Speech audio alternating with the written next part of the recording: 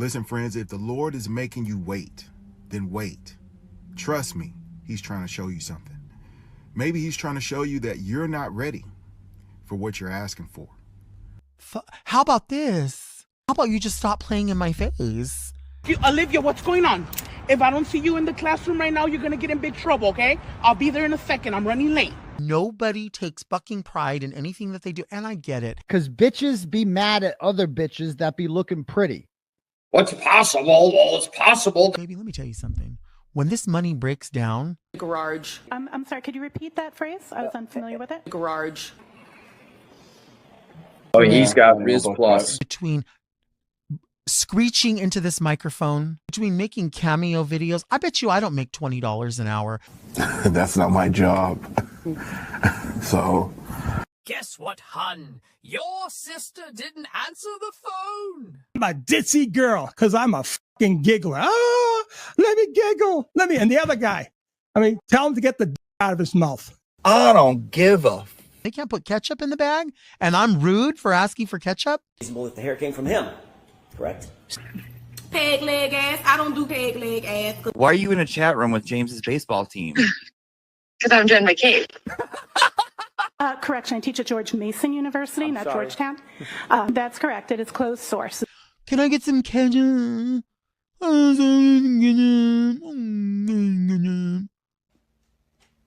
my God, what is that? Oh my God, what is that? My God, what more do you want me to do? Do you want to blow for ketchup? You want me to throw neck for ketchup? Absolutely, yes. That's an open source tool, but thank you. I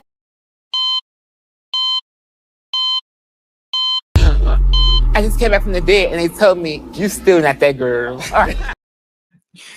Good morning. John Bags. Johnny Fun Bags. Johnny Fun Bags. Welcome to the club. Johnny. How you doing, Johnny Fun Bags? I only came here for 2 reasons. Good morning, Myrtle. Good morning, Diana. Good morning, Christina. Good morning, Becky. Good morning, PL Lola's mom. Good morning, Eeyore, Melissa. Ooh, good morning, Taz, you thickums. Good morning, Valerie. Good morning, Kelly. Good morning, Cheech. Good morning, Smile More, please. Sorry, I forgot, people. Oh, I forgot about the earbud, people. Can you please show us the cat picture up high? It says smile more, please. Well, considering I had to run a few errands this morning, I had to stop and see Miss Gilman. I had to take a call down the office. Yeah, let me just tilt up my camera. There you go. There's the kitty picture. I only came here for 2. Good morning, Martine, Sandy, Thunder, Tristan, Judy, Jessica, all things dyslexia, Lindsay, Crazy Joe, John Bags, Diana Boss. Oh, I wonder if I can make a rhyme on you guys' names. Heather, Courtney H, Jesse Sweaters. No, I can't. No, that was just that one. That was just that one last one. I don't have any special talents like that. Good morning. Okay, let me scroll down, blah, blah. How's everyone doing today? Everyone doing good? Everyone doing well? Everyone happy? Everyone nice and happy? Everyone happy? You happy? Huh? You happy? Good. As long as you're happy. That's actually better than being like, good. As long as you're happy is way better than no, but how are you? Have we talked about how much I hate that? When you see someone, say you went through something, say something happened, breakup, relative died, whatever, you name it. And you see someone and they go, and they know that something happened, but they didn't reach out to you. initially. They don't reach out to you usually, but they're like, hey, how are you? And you're like, good. I'm good. And they're like, no, but how are you since? No, but how are you? Yeah, Tanya. Yeah. How are you really?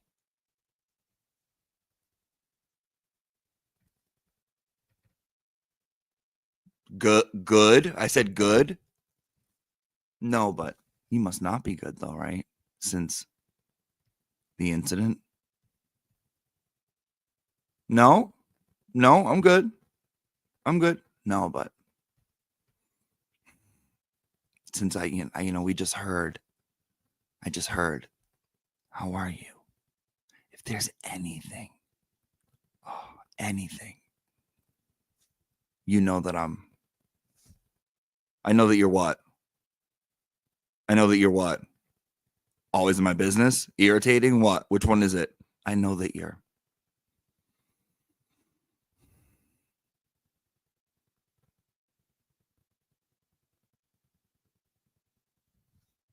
Yeah. Oh, Tanya. And then add that on top of it. Add this on top of it, right? I want to push this shit back. Ooh, sorry. My light almost fell. Add that on top of it. I mean, you just go get rest. Go get some rest. Yeah, you must be. Oh, you look exhausted.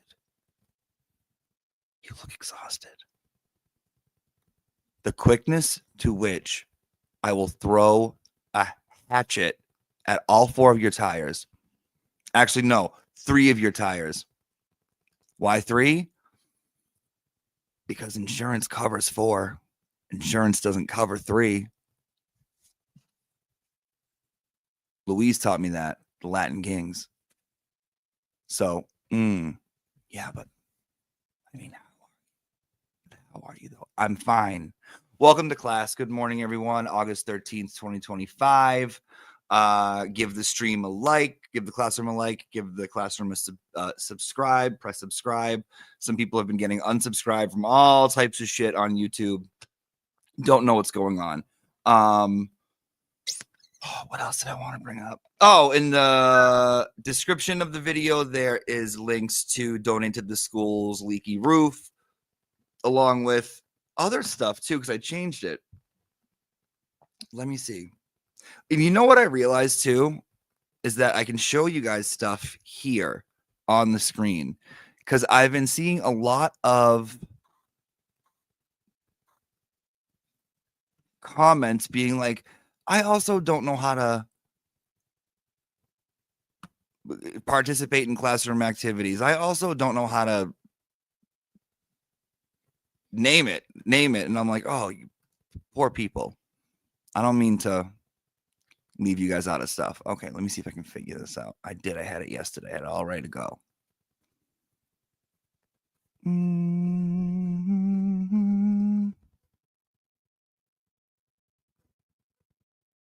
Displays, yeah. I think I can mirror my phone and I can bring it up here so I'm to like.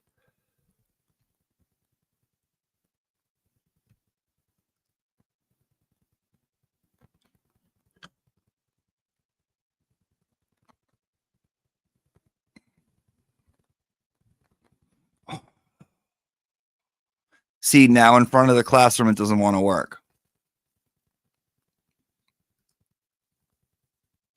Okay. Hold on. I think I got it.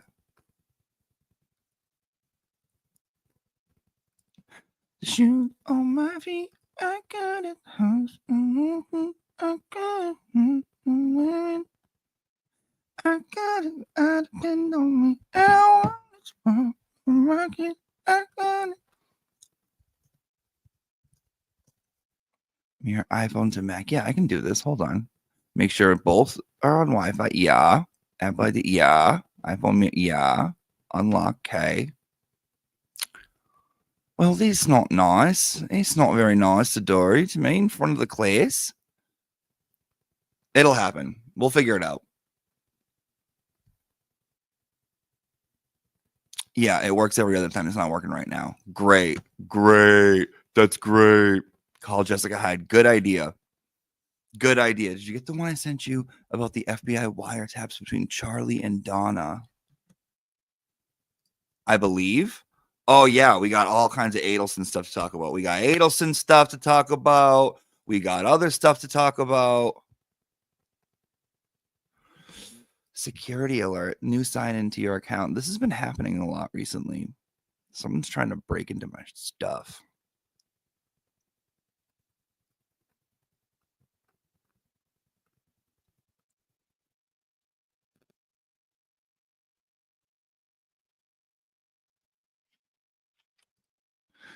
Okay.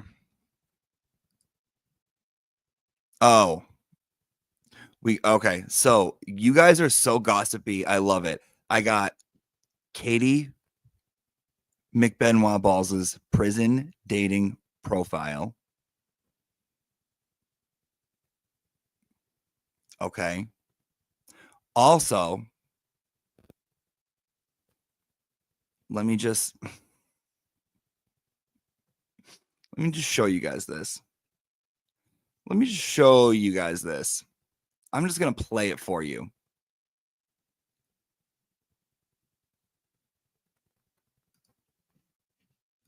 This person sent me this and they were like, I clipped this for you. I think this is the first thing I've ever clipped. I don't know how to clip things. Thank you for clipping. You guys ready? You guys ready for this right here?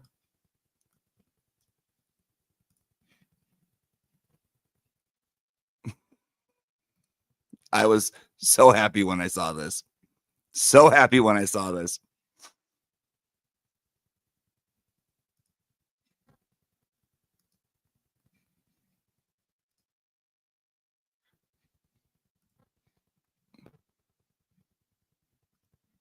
Can we not talk about STS, please? It makes everyone very toxic. Hun, you're the one bringing it up. You're the one that just brought it up. I didn't bring it up. Unless you're talking to the people. Let's talk to the students. Yeah. All right.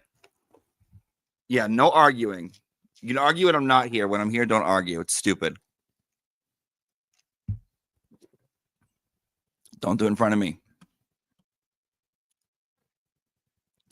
First, let's take a look at some very nice eye candy this morning, which is if you know, the lawyer we know.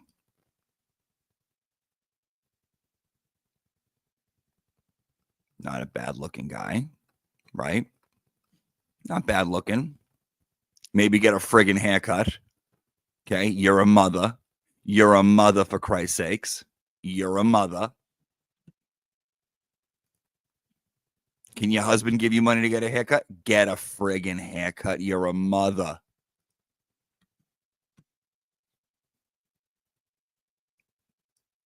Now take a listen. Take a listen. Law professor Dan Markel, who was a professor at FSU College of Law while I was there. Amazing guy, really nice guy, super smart guy. I did not take his crim law class. He was known as the more difficult professor. I had a guest professor from the University of Tennessee, and by all accounts, I wish I would have had Professor Markel. So while I wasn't... Oh, I'm sorry. One more trial coming, maybe two.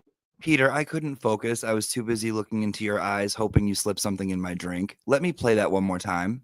When I'm talking about the FSU criminal law professor, Dan Markel, who was a professor at FSU College of Law while I was there. Amazing guy, really nice guy, super smart guy. I did not take his crim law class. He was known as the more difficult professor. I had a guest professor from the University of Tennessee, and by all accounts, I wish I would have had Professor Markel. So while I wasn't in his class, he was still there at the same time, and by all accounts was an amazing professor and beloved by all the students and faculty, which is what makes this story so difficult and so sad, that he was taken when he was an up-and-coming, brilliant legal mind by all accounts.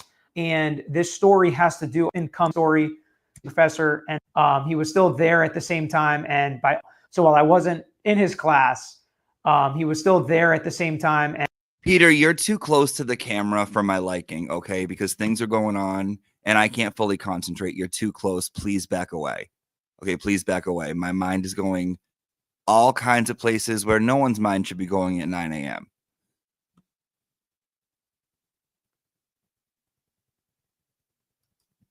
And by all accounts was in his class. And by all accounts, I wish I would have had a guest professor from the law class. Amazing guy, really nice guy, super smart guy. I did not take his crim law class. He was known as the more difficult professor. I had a guest. Thank you, Peter. I have to let you go now before I slide off my seat. So, Peter, you say you didn't have him. No. Okay. Because how come 8,000 motherfuckers in the past week, every other day, have been like, did you know Peter had him? Peter had him. Lawyer, you know, had him. Lawyer, you know, knows who knows. Did you guys know who had him? Guess who had him? Oh my God, guess who had him in class? Guess who had him in class?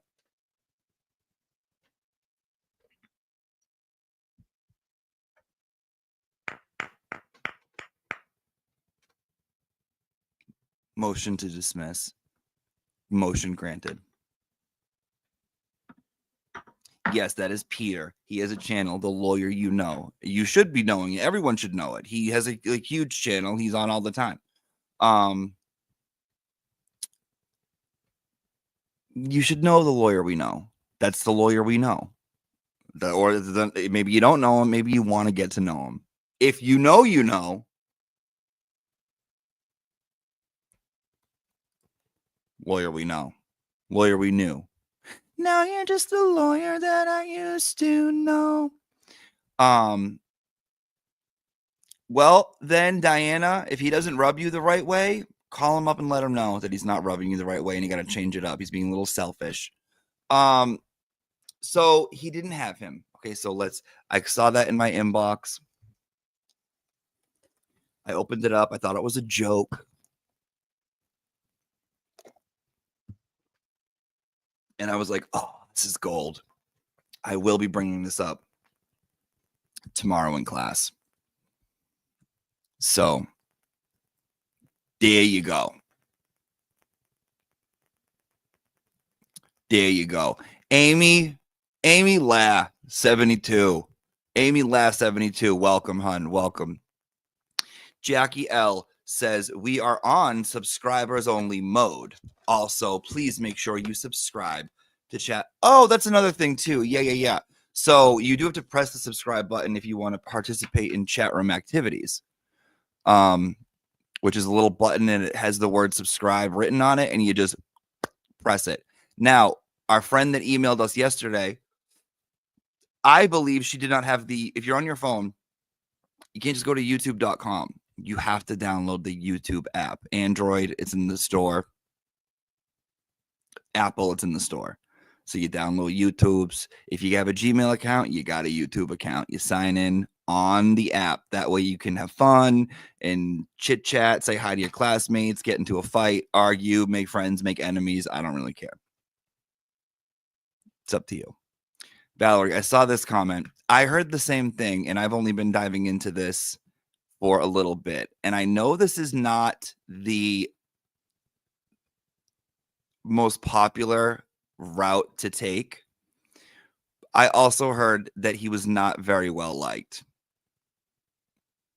I heard he was aggressive. I heard he was abrasive. I heard he was always like, if he wanted to challenge you, he would challenge you. I heard that. So like some people just whatever. And here's the thing. Just because someone dies does not make them a saint.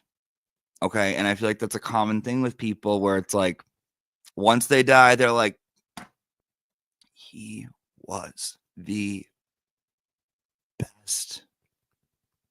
The best. Shirt off his back for you. Shirt off his back, whatever you wanted. Oh, he would call you up just to see if he could do anything. Just to see if he could do anything for you. That's all. You would be sitting there watching TV, your phone would ring. It would be them.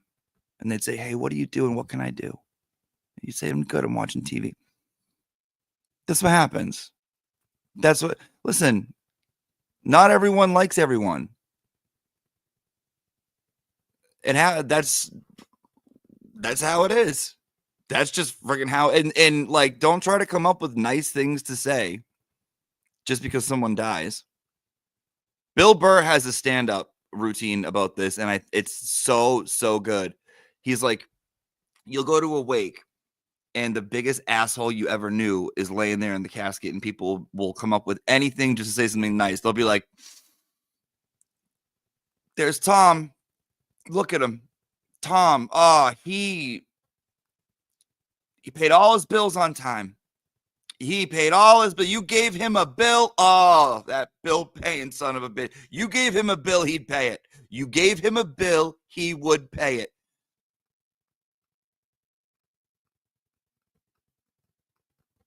Guys, it's okay. You know, it's okay. It's okay. There's too much like forced sacred aspects, forced sacred qualities that we put on life, and on the other side of that, in death, right? Like, guys, life has never been sacred in the history of history. Look at history. You think, like, since when? Since when is being alive considered sacred? Since when? More people have died in the name of God than ever. The Crusades, wars for 500, 600 years because of God. Read the Bible. Read the Old Testament. Cain and Abel. Brother killing brother. It's...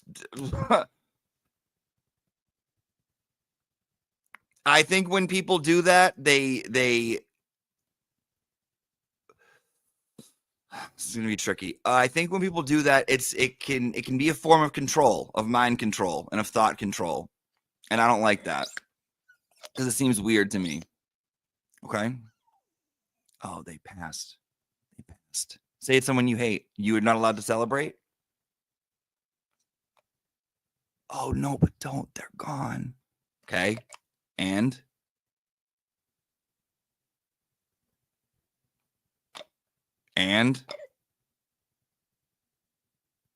they were here. Now they're not. Two things guaranteed: death and taxes. That's it.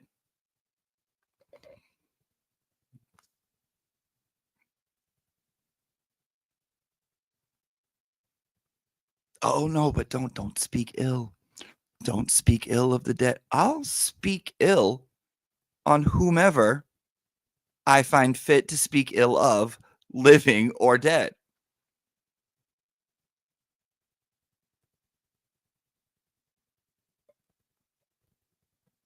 I'll speak ill. Okay. Oh, no, they're wondering. Okay. Well, then what about when, like, people who did horrible things pass away? Horrible things to children, horrible things to animals. You gonna go stick up for them too? You can't use that same logic. Can't use the same logic that you just gave to me. What are you gonna say? If you're gonna use logic with something, you better apply that shit to everything. Better not be giving away any free passes. Yeah, what exactly, Freepa? What if the dead speak ill of you? You can't talk back?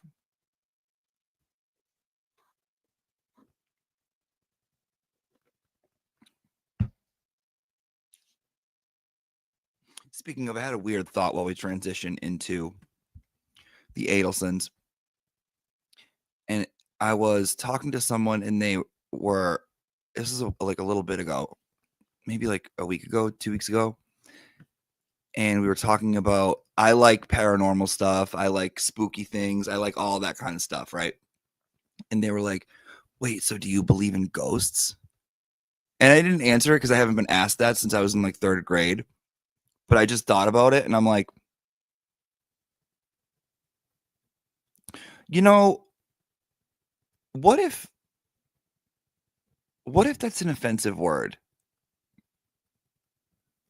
right? Ghosts. Like spirits walking around. What if they're walking around and they're like, they called us, they used the G word again. Yeah. With the hard H. They called us ghosts. Yeah. Oh, what are you guys going to do? Oh, ghosts, huh? Oh, ghosts. Because like we're only here to scare you. Ghosts. Like my only existence is here to haunt you. Oh, let me guess. You're going to dress your kids up like us on Halloween. How are you going to appropriate our culture? Ghosts. Oh, and you're going to put them in a white sheet? Oh, really? Oh, okay. Okay. Wow. Wow, that's an outdated term, huh? Ghosts.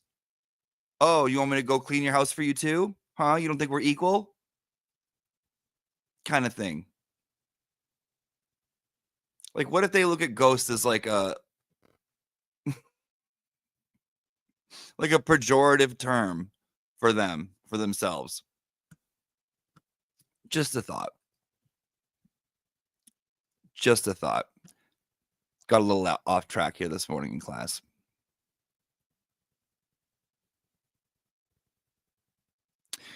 Tilly Cat says, I'll talk shit circles around those dead folk.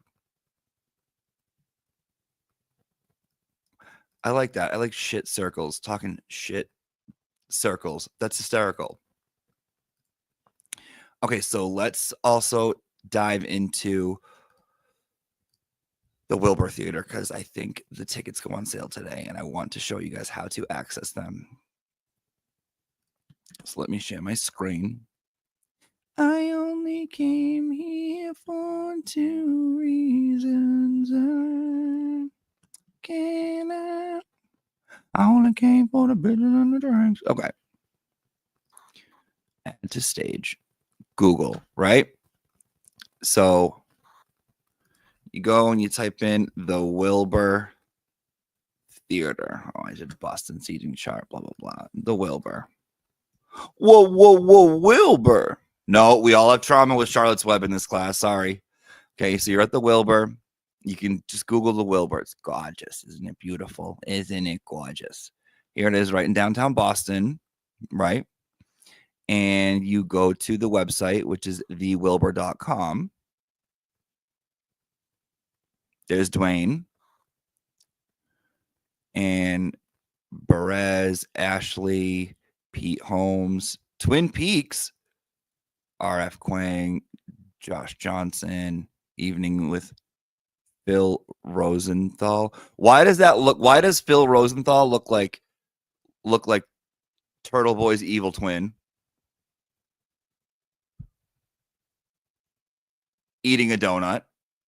Who's Phil He looks like Turtle Boy's evil twin.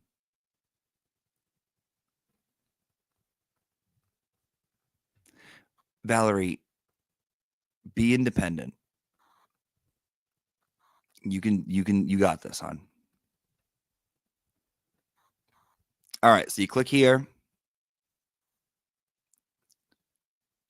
And you can get them now. Click on tickets. If you guys didn't see that, you click on tickets right here. That takes you to this page.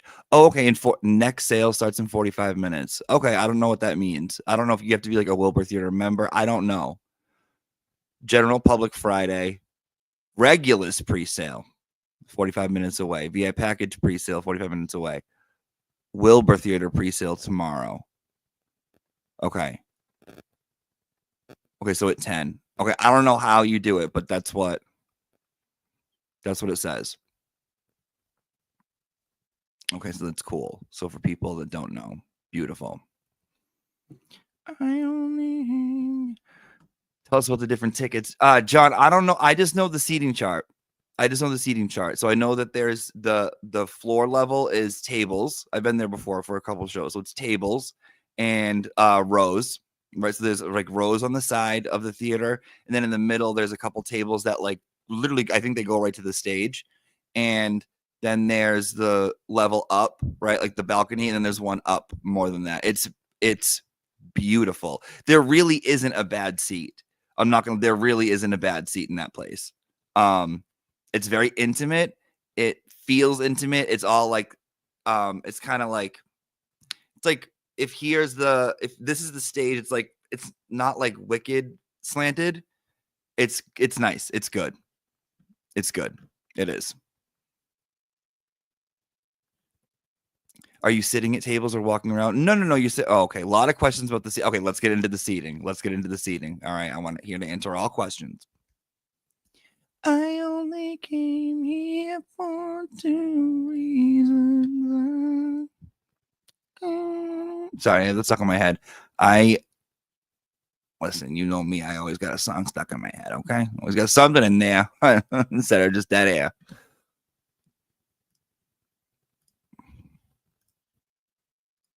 Okay, so here it is.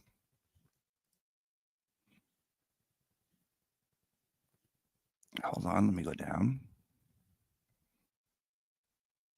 Okay, so let me add it. I forgot to add it.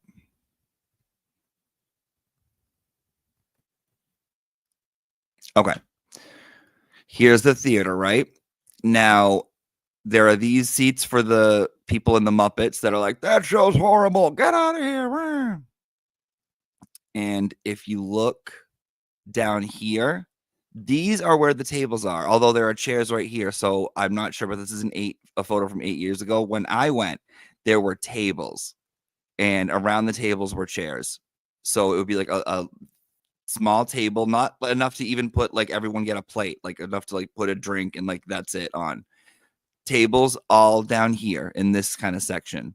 These are the side rows. So there's one on either side. There's also one on the side you can't see, right? And then there's a few in the back. Also, like underneath where these are, there are more seats. There's a bar. And then there's this level right here. And there's this level up here. Like you'll be able to see, you'll be able to hear. Like if say I'm standing on the stage, I will be able to see everyone's Irish poor face. It's not that far away. It's intimate. It's very, very intimate. Let me see if there's a seating chart I can show you.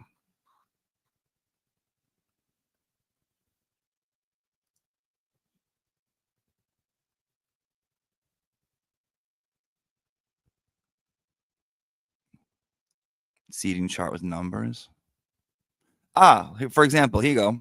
Here's a view from the balcony, the mezzanine, right here, right? Here's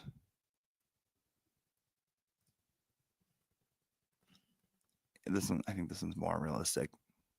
Here's the stage, right? These are like floor level. These are the rows. J, H, E, C are the rows. I, F, D, A are the rows. B and G are like floor level seats. Mezzanine, balcony.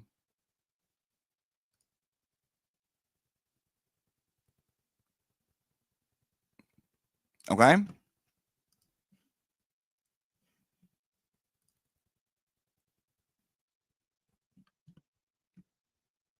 That explain. Okay. Yeah. So at 10 o'clock, those go on pre-sale. I don't know what that means. So many people have been like, "Do you have a code?" I'm like, "Code for what?" I don't know. I don't. I don't have anything. I don't know nothing, guys. I don't know nothing. I don't know nothing. So 10 o'clock. There you go. Also, Ratchet Madness, I believe, ends today. And I heard last night on one of the greatest Turtle Boy shows ever that Coco is not in the lead and that Michael Morrissey is in the lead. Okay, let's go over that. Okay, let's go over it. Good morning, VDOT. The show is September 13th. And I believe it starts at 7:30. Oh, Stuart, this pre-sale is for Wilbur membership holders. Those are hoarders, not for the common man. All right, well, then I don't know nothing about that because all my life I've been nothing but common, okay? So, go to tbdailynews.com. If you have not voted, I will show you how to vote because I want Coco to win, at least get pushed through to the next bracket. Please. Please, we need this. This family needs this. This school needs this. tbdailynews.com. Okay. And I think, yeah. So here's the first thing you see. You will see right here, the biggest block. Ratchet Madness 2025 round 1, Irish poverty face region. I don't care who else you vote for, but you click on here, okay, and you will see the bracket. What I need you to do to make sure, no matter what, that you, on the last one, Michael Morrissey versus Nicole Albert, you vote for Nicole Albert.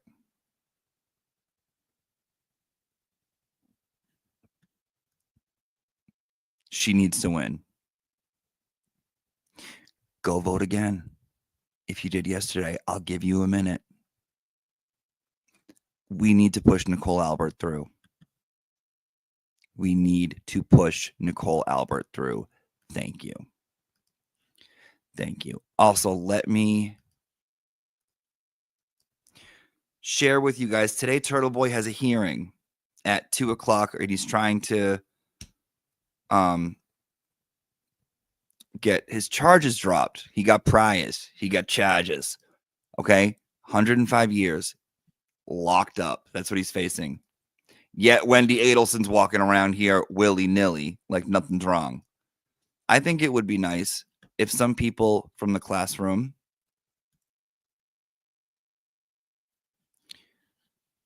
send him a little nice note. So what we're going to do is I'm going to pin in the chat room his defense fund, because he has a defense fund because homie got priors.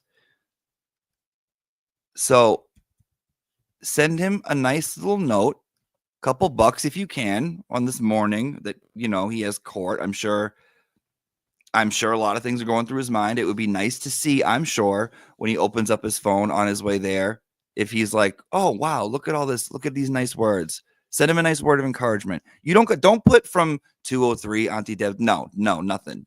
Nothing. No. Just say something nice or not, or say something funny, right? Tell him he has poor Irish life and face. Call him a faggot. There you go. Boom. Pin. So something really cool on the show last night was this person sent in like a turtle chat to be read, and it was a really nice little write-up about a woman who wrote into her husband, and they live far away, and it was a really nice little thing that they wrote. And then it was like, please tell my husband that I got him that I just booked 2 tickets to Boston for September 12th so we can go see you and Auntie Deb. And it was like live on the show, like as he was watching it, I'm sure. It's just a nice little moment. It was really cool. It was really, really cool. Like, it was just cool to see. It was really, really cool to see. And it was like nice. It was nice to see. And it was like, got me excited. And I'm like, oh, see, this is nice. Like people coming together, doing nice things for each other. Like, that was awesome. That really was. That was awesome. Tristan Green brings up a good point. If Turtle Boy gets the charges dropped, where does all this cash go? Do we get a refund or at least scalp ticket at the show? Yes. If the charges get dropped, everything you donated gets refunded, and you get a ticket also. And you get memberships, and I think we send you a t-shirt, and then Melanie Little comes to pick you up for work. And for the next year, Melanie Little will drive you to work.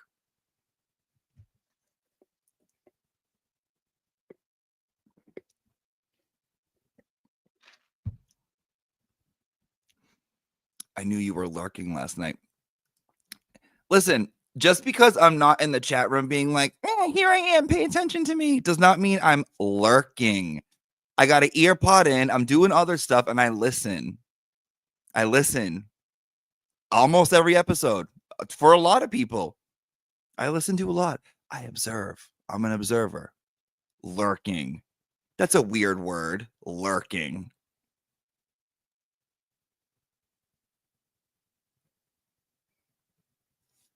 lurking.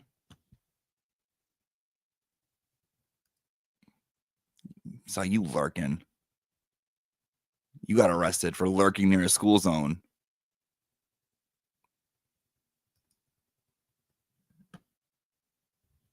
Meatball Morrissey Sketty Stain donates to the school's leaky roof and says, Ken Berkowitz, rise up, B. Kenny Berkey, rise up from the dead. Your poor Irish face is going to win this year. I'm pushing for you, Berkey. I'm pushing for you, Berkey.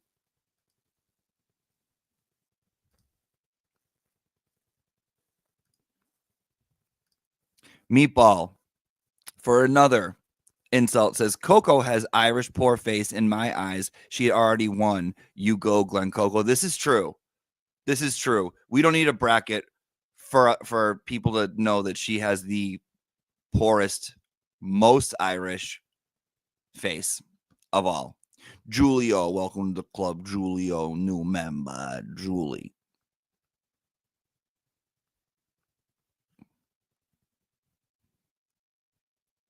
Okay, what else did I want to discuss? Sorry, guys, I'm in a silly mood today. So, yeah, today at 2, or maybe 3, I'm not sure. But either way, he said get there at 1 if you want a seat in court. I had every intention on going. I couldn't wait to go. I was going to go and sit and do my whole friggin' Esty thing and look and pass out at the end and like whatever. I was going to do it all, be dramatic. Yesterday, I went to my sister's for my nephew's birthday. He turned 8. And he's the youngest. And it's like the years are just going by. And soon they're all going to be old. And these years are going to be gone. And he is a little demon. He's a little demon child, but he's my fucking guy, right? That's my guy. I love him. Love him. He's bad. He's bad. He's fresh. But damn it, I don't care. And we're sitting down outside, and he's like, can we have a sleepover? Can we have a sleepover since it's my birthday? And I was like, I don't know. Go ask mom. I was like, if mom says yes, you can come and stay over. When the kids come over for sleepovers, I like set up the Xbox. We play Sega. We do games. We color. We go out and go out to eat. We eat ice cream. We just like mess around and play, right? We just play. We go outside. We fly kites. We just have good times because these moments are going to be over, right? And the little kid that you knew that was little and tiny and loved you and looked up to you and, you know, you were the hero and they wanted to hang out with you. Those go away. They get older. They grow up. They're not always going to be like that. And once it's done, it's done. You can't get it back. You can't rewind and get it back. Once that portion of their life is over, they're done growing up. And now they're adults. So you only get them to teach them about life for so long, for only a little bit. And so I've never said no, and I never will say no, ever. I will never, ever. That's just, why would I? They take precedent over absolutely everything, except maybe Josephine. And, which he calls Josephine. He doesn't say Josephine. He goes, oh, Josephine. Is that Josephine? And then sweet potato. He goes, is that sweet tomato? So, anyways, I was like, ask your mom. And my sister was like, no, you already had it. You had a crazy day today. We have all this stuff to do this week. Maybe tomorrow. And he was like, tomorrow, what time? And she was like, I don't know. And he's like, looks at me and he's like, can we have a sleepover tomorrow? And I was like, sure. What that means to him is, can you pick me up as early as you can? I'll stay over and then drop me off as late as possible. And we can just have fun and party. And I was like, yeah, tomorrow. I'm like, of course, you can, whenever you want. And he was like, 9. Come get me at 9. And I was like, oh, 9's a little early. And my sister was like, James, maybe a little later. Maybe he'll come get you a little later. And he was like, okay. 9:30. And I was like, no, not 9:30. How about I'll call you around 11. We'll figure out a time. So I'm probably going to go pick him up around 12. So I will not be going to court. I did want to, but when that poor little Irish face looks at me and asks me anything, I don't care who you are. That's what I'm doing. So I will be listening, hopefully listening. And I am supposed to go on Justice Served TV with Linda, Kenny, Baden, and Michael later at 6. So hopefully I can just like be like, James, go play a game. Go play Grand Theft Auto, kill hookers, and run from the police for a half hour while I shoot the shit with Linda. Which means if he sees me doing this and he's over there playing, he's definitely going to be like yelling at me the whole time. So we'll see. But yes, I'm not going to be able to make it to court. Reality with Kristen Marie says, love you, hon. Attention for me. Just call me Charlie. Charlie. Oh, speaking of Charlie, let's watch Charlie. I want to watch Charlie.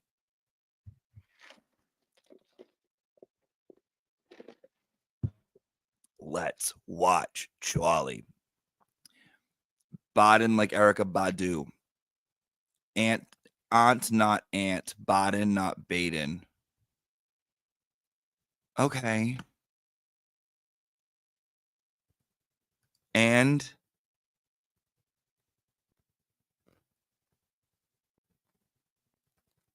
when you go to France, right, or anywhere, say you're in Dunkin' Donuts and you're like, hi, can I have a croissant?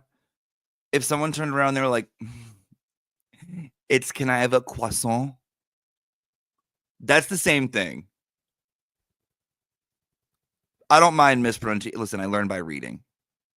M169 says, embrace being the Funkle fun uncle. I know what Funkle means. I have all the uncle shirts. I have all the uncle t-shirts. Can I have a croissant? Can I have a s'il vous plaît? Can I have a Can I have a Grow up. Okay. Let's watch a little.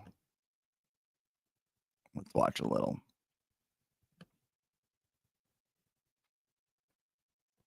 Let's watch a little Adelson.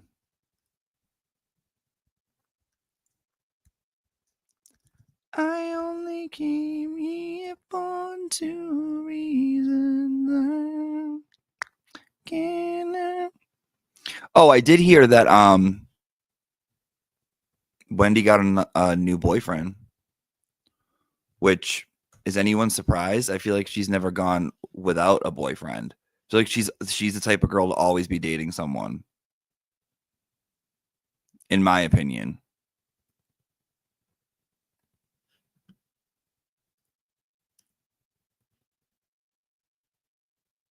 I just do. I'm wondering, should we listen to the ex-boyfriend or should we do Charlie? I think ex-boyfriend, and then we can end the week on Charlie, and then we can do her interrogation over the weekend. Yeah. Yeah. Let's do it. Thought he was being set up. Yeah. Let's do Charlie. Let's do Jeff. Lacasse. Anyone watch the unredacted police interview with him?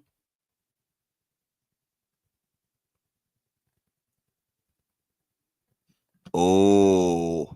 Oh. Oh. Oh. Oh.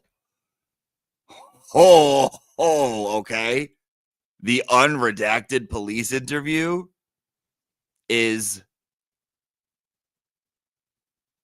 everything. Did he seem manic in that to anyone else? I watched like 10 minutes of it and it just got into the good part and I fell asleep.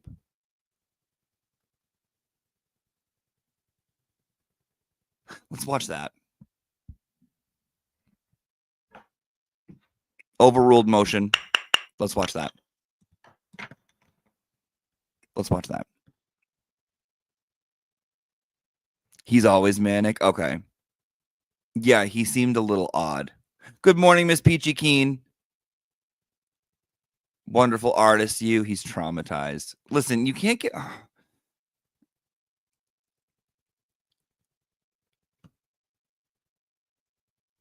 Some people, I'm just like, You're an adult. You're a mother.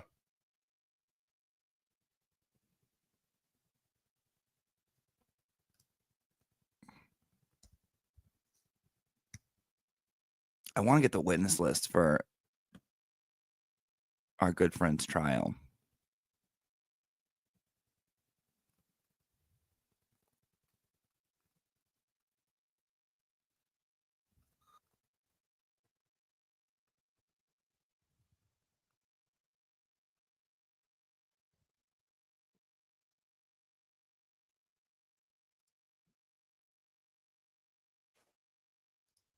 We got it.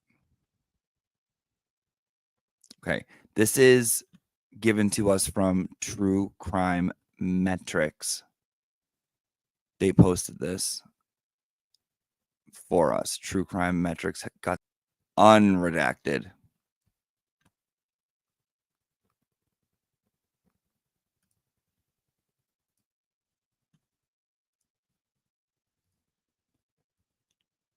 Pull her out.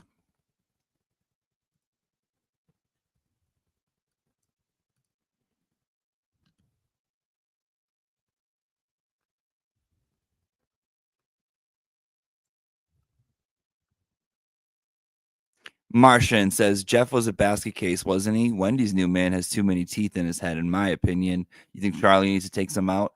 I don't know. I'm just getting into this. I'm just learning about these characters.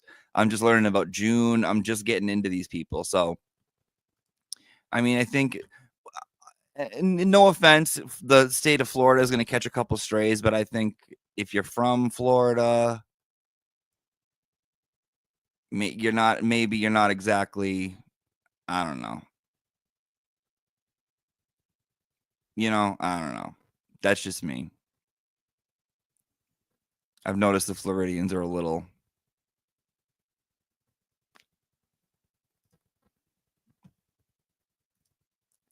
Okay.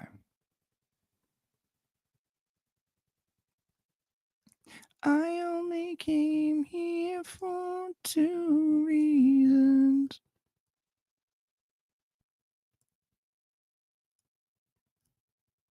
Okay.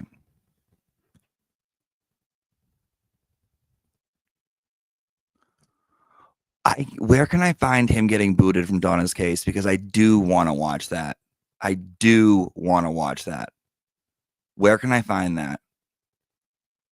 That was my biggest takeaway when Kathy came over and taught me about this case. That was my biggest takeaway.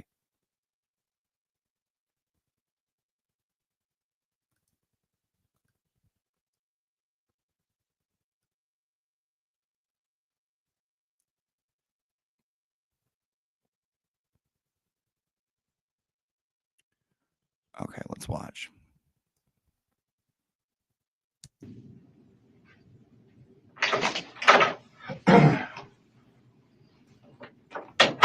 Like, what's he doing with his mouth? Like, come on, Jeff. Right?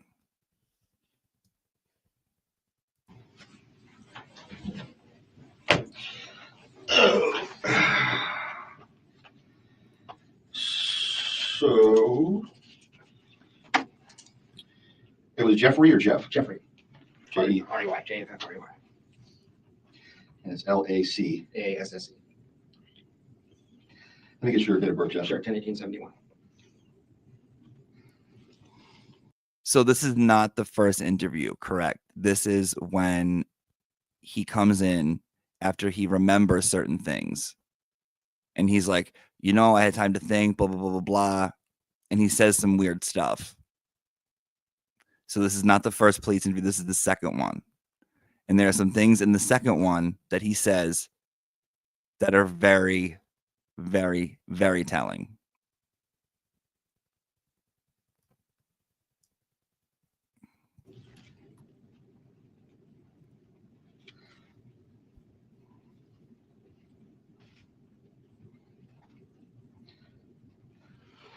Okay. So what's up? Corey said, and we talked on the phone a little bit, that you want to do. And you can start at the very beginning, however you want to do it. I got some notes. Do you mind that? No, absolutely not. I don't want to forget stuff. I've been writing stuff down last few months. So I got it in my head. Well, here's the thing. Just to give you a broad overview quickly. I felt like when I first talked to investigator Hale, I was shattered. I mean, imagine you see violent crime all the time. So I think he saw a lot of noise, and a lot of the stuff I told him, but I don't know how it came across. The last couple of meetings we had, he seemed to think I was a disgruntled ex-boyfriend that got my heart broken, and that's why I was upset. And there was some truth to that. I was upset, but over time, I got some clarity on some things. So I guess I'll just give you my overall impression. Just one of the things I saw with my own two eyes that were very suspicious to me that I didn't feel what I heard previously, or maybe they were heard and that seems medical. I don't know. But just so you get the context for it, as far as the relationship stuff, that sucked. But the last 3-4 months, I moved on with my life. Actually, her moving away was the best thing that ever happened in terms of my personal life. It was a bad relationship. So this isn't any animosity towards her for being an unfaithful girlfriend. This is more deeply concerning stuff about someone getting killed. So I started dating Wendi in fall of 2013. We have mutual friends. A lot of our friends are in the Jewish community at school social work. So people talk to a lot of the same people. So because he's like already on speed as it is. You talked to who? Who'd you talk to? Well, the Gomorris, the Epsteins, the Cohens. There's just a lot of mutual. My dissertation chair, I got my PhD here, and I came back. My dissertation chair, Markel and Adelson would have their my mentor's house for Jewish holidays, things like that. So we met as a mutual friend. It was kind of a natural thing underneath two single people in town, both academics, etc. You and Wendi. Yeah, me and Wendi. And who was the person introduced us a guy named Stephen Tripodi, who's a professor, but his wife used to hang out with Wendi. We just have a lot of mutual friends and stuff. So that's how we met. So we dated casually in the fall. She just got divorced, so had I actually. And at the time, I came in here before, I thought Markel was a dick. That's what I had been taught by Wendi. Over time, I realized I was kind of misled.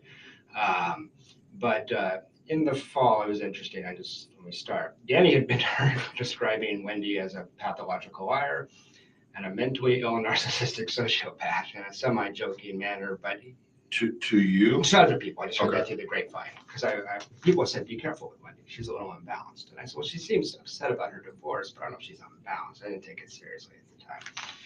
It sounds extreme, right? I thought these two people were having a nasty divorce. He's calling names. I thought it was totally out of line. It's one of the reasons I was upset with him, because you've seen the court documents. He got sick of her and really went after her legally in a really aggressive way, and not knowing the background. I thought it was inappropriate. I thought it was taking things too far, trying to disbar your ex-wife. So one impression I'm with. He did aggressively, that divorce was messy. That divorce was messy.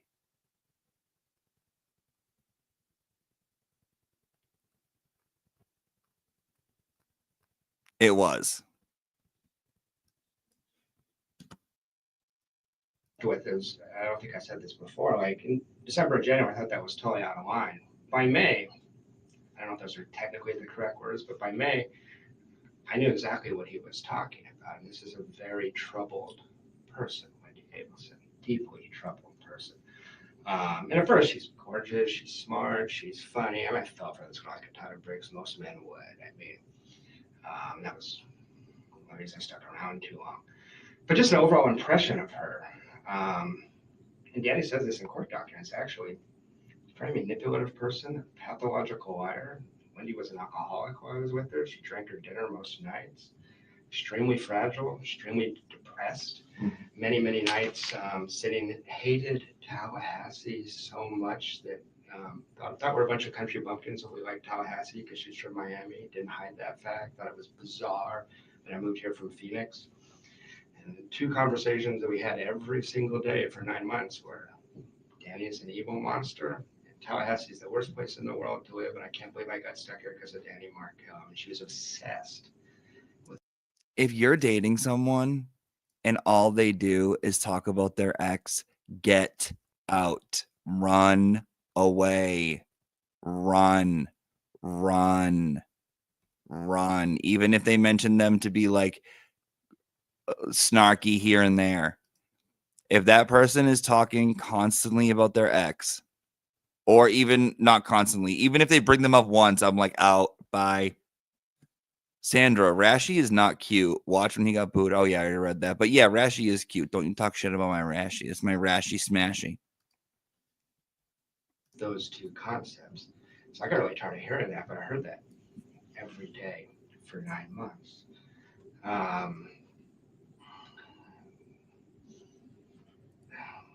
Wendy's very manipulative in that she plays the victim very, very easily. Whenever we got into a confrontation, she'd pour me. Very sensitive that I work with DV victims, more that have been raped as a social worker, all that kind of stuff. So I'm a sensitive Mr. Rogers kind of guy. So it's a very easy way to manipulate me, or Markel for that matter. But she just wasn't stable even in the fall. And able to cover it up here or there. One of these people, the first 100 hours you spend with her, you think she's amazing. 101 on, you're like, shit, what did I get myself into here? This person's kind of crazy. You talk a little fast for me. I'm sorry. 100 hours. Yeah, first 100 hours you think she's amazing. Then after that, wait a second, there's some tremendous flaws here. So she puts up a very good public face. It's accomplished, beautiful, smart, funny Public woman. poor face. Total. I was with her 4 or 5 nights a week for 7 or 8 months total, I would say. More in the spring than the fall. And she was deeply troubled. She was on psychiatric medications, and in March she decided to come off of those. March of 14. March 14th, spring break, Immokalee, actually, that's when she went off. And this will make sense and why this matters. I don't want to give you BS or all the information, but she's already a sensitive person, so much that you couldn't say to her, like, hey, I'd appreciate it if you'd be a little more considerate to me. You're being kind of, she'd break down crying for 2 hours. She would throw a tantrum. I've never seen anything like it. Anybody I've ever dated, I've dated some pretty crazy women. So, but then when she went up there, SSRIs, it went from being fragile to being, she had no resilience. She would just melt down in an absolute second. For over what? Anything. Any kind of criticism. Oh, if you had given her criticism. Or anybody did, anything negative. I've seen her lose her shit over, cake going bad in the oven, and she's devastated for 6 hours. I think he's wicked nervous. I think he might have like a little ADHD or whatever. It's 2 p.m. 2 p.m. a year after, almost a couple months. What happened?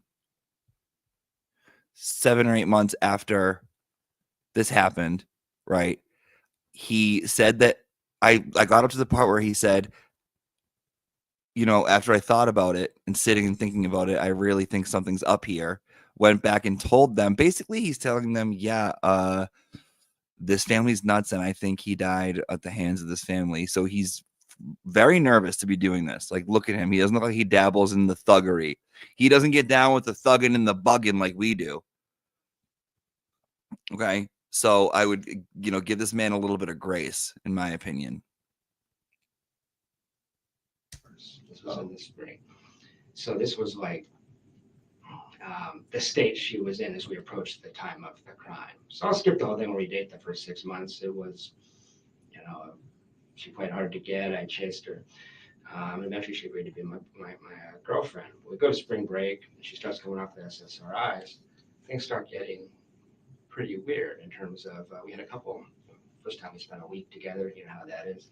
Of course, you're going to have a minor thing. You're going to find out who this person really is, And she just found it devastating. And a couple of times I called her. She's very narcissistic. And a couple of times, I'm here too. Just basic stuff like that. But she would just lose her mind over that kind of stuff. So if I just fast forward to spring break on, so I can skip all my bullshit and just tell you what's pertinent to the crime, I think. She starts coming off those SSRIs March 12th or 13th. March 12th? 12th or 13th is when she started. So that was spring break, like almost a year ago. Of 2014. 2014, exactly. Okay. So March 12th and 13th, y'all in Immokalee? Yeah, that week we're in Immokalee. And that's for this retreat for students? Alternative spring break, yes, sir. And you traveled with, you took her with you? She took me with her, actually, yeah. It was her, it's a law school thing, and I just went along to help her out. Oh, I thought it was, because you're in social work. Yeah, but it's actually a law thing. They just wanted to bring a social work prof, and I was one, so we went. So. Okay, so these students that are going to this alternative spring break are law students? They were, and some med students, yeah. So exactly. But one of the reasons I went with her is she's very childlike, very much like a 13-year-old girl. I don't know if she could have handled it on her own. I had to do an awful lot of things for her. Her parents, if you investigated, you've probably seen. She needs to be taken care of. She's such a fragile person. When she would travel to Miami, her mom would drive or fly up here, then go down with her every single time. And she didn't travel on her own? No, it's so weird. And at first I thought, what overbearing parents. And then over time, I'm like, oh, I don't want to let her go on spring break by herself either. She's won't be able to handle it. She'll lose her shit, you know. So just as so February, March, yeah, I think she was cheating on me, all kinds of stuff like that. But that's pretty. This is that other Daniel guy. Daniel Sack, yeah. Sack. Among others, I think there's a. I'll get to that in a minute. I think a long list, and I don't know how many of them you guys have considered. But as far as seeing stuff pertinent to the crime, I met her brother Charlie when I was down there in Miami for Immokalee. You may recall that I said I found him to be a very strange person, very aggressive, verbally. He takes sex tourism trips to South America to have sex with underage prostitutes. He's Wait a minute, back up a second. yeah, he takes sex tourism trips to South America to.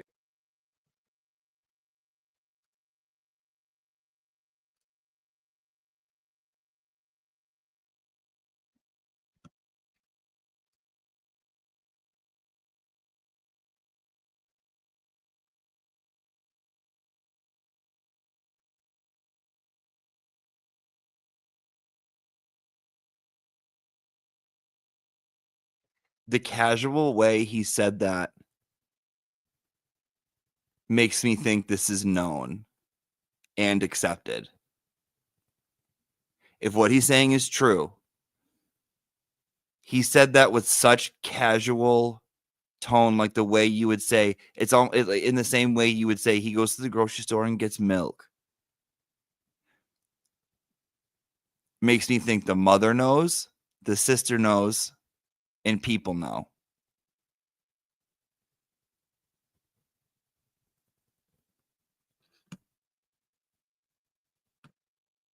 The glare instantly books a trip to South America.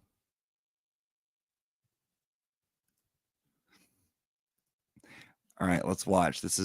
I'm not surprised. I'm not even a little bit surprised because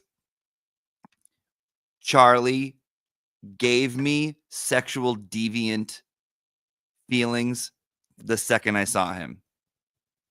The second I saw him, I got deviant feelings from him.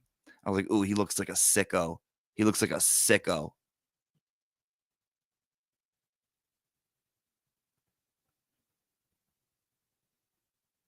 Ick.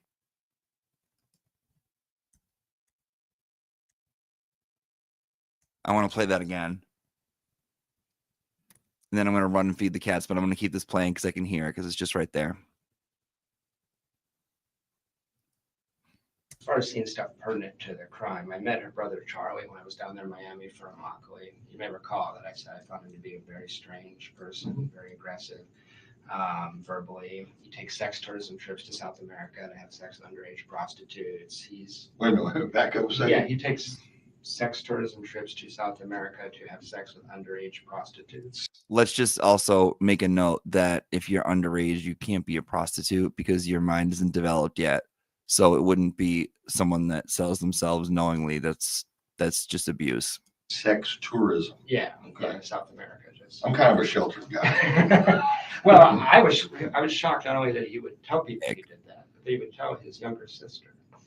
That was strange to me. Very odd. And there's this odd dynamic between them. The whole family is real weird. Most people that spend time with them say this is, social workers might consider incest in this family. Is there violence in this family? Something's up with this family. But I mentioned to you that he talked in the hot tub about punishing a girl by anally violating her in front of Wendi. Okay, Jeff, buddy. Whoa, it's not. This is a morning show. This is a morning show with. Okay, Jeffrey. Oh, Jeff. Calm down, Jeffrey. Pump the brakes. All right.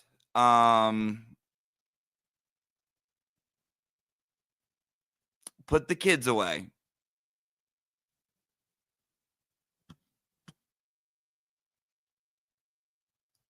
I guess if we're watching this, put the kids away.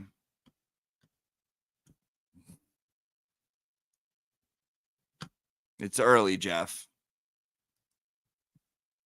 Because she got him in an uncomfortable situation. So he came off like an offender to me. He came off like kind of sociopathic. Like, this is strange. He just met me. He's telling me this. It was really, really weird. Okay, you Yeah, go ahead. I know. I'm just trying to rein you in a little bit ahead, so I can make sure I get it right. Yeah, I do recall something about a hot tub. Yeah. But I think it may have been something I read from Corey Hale's report. It might have been. Yeah, I talked to him. But are you saying you're in the hot tub after the Immokalee retreat? Exactly. We went from Immokalee to Miami and hung out with their brother. Okay. So you're in Miami at his place, I guess? Exactly. It's very well. He's got a really nice house in Miami Beach area. Miami Beach. Yeah. Okay, so you're there and you're in the hot tub. Yeah. She's in the hot tub. Yeah. And the brother Charlie's in the hot tub. Yeah. Okay. Charlie's talking about punishing girls through anally violating them in front of his sister. It's just. Is it braggadocious? Yeah. Like she got him punched out at a wedding. Their Korean girlfriend then brought him as the only white guy to 400 Korean people and just him. Some of the men took offense and he got punched out. Charlie did. Yeah. So the way he handled that was to anally violate her and then brag about it the next day. I mean, it was really, really weird. That had happened the day before y'all got in the hot tub? No, I misspoke there. It was pretty recent. It wasn't that day, but it was last month, the last couple of weeks, something like that. So he goes to a Korean wedding as the only Anglo. Yeah, exactly. And some men took offense because he was a date for one of the Korean girls that was at the wedding. Exactly. And he got punched. And he probably opened his mouth or something. He says he got sucker punched, but I don't know. Okay, so he gets, and so his way of getting retribution is the girl that brought him to the wedding is to rape her? Well, not rape. It wasn't rape. It was consensual sex, but he was bragging about the fact that he made it hurt a lot and that kind of stuff.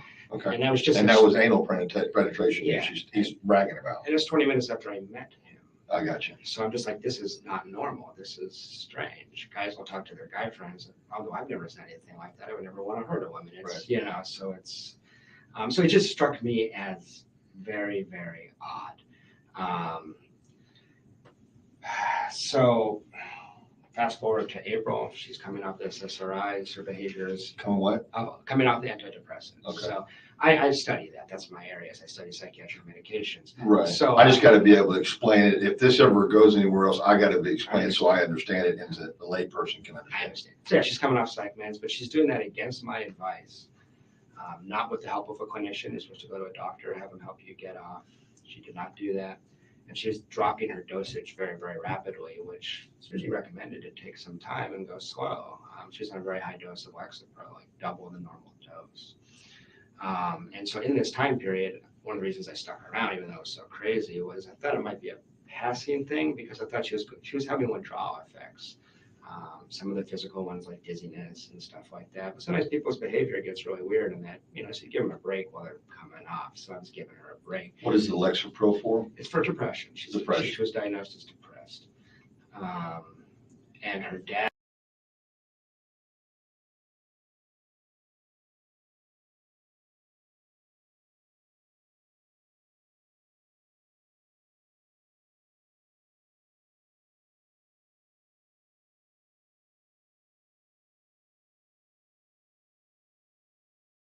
My bad. Sorry. Change the shirt, feed the cat, throw water on my face. Only Anglo at a Korean wedding, so he violated her, but then it wasn't violated because it was just, only Anglo. Anglo?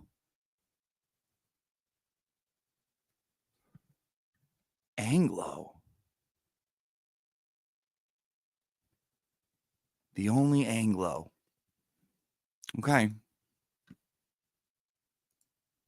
At the dentist was writing her scripts to what she shouldn't be doing to help her come down the dosage because you want to switch to the liquid so you can slowly go down.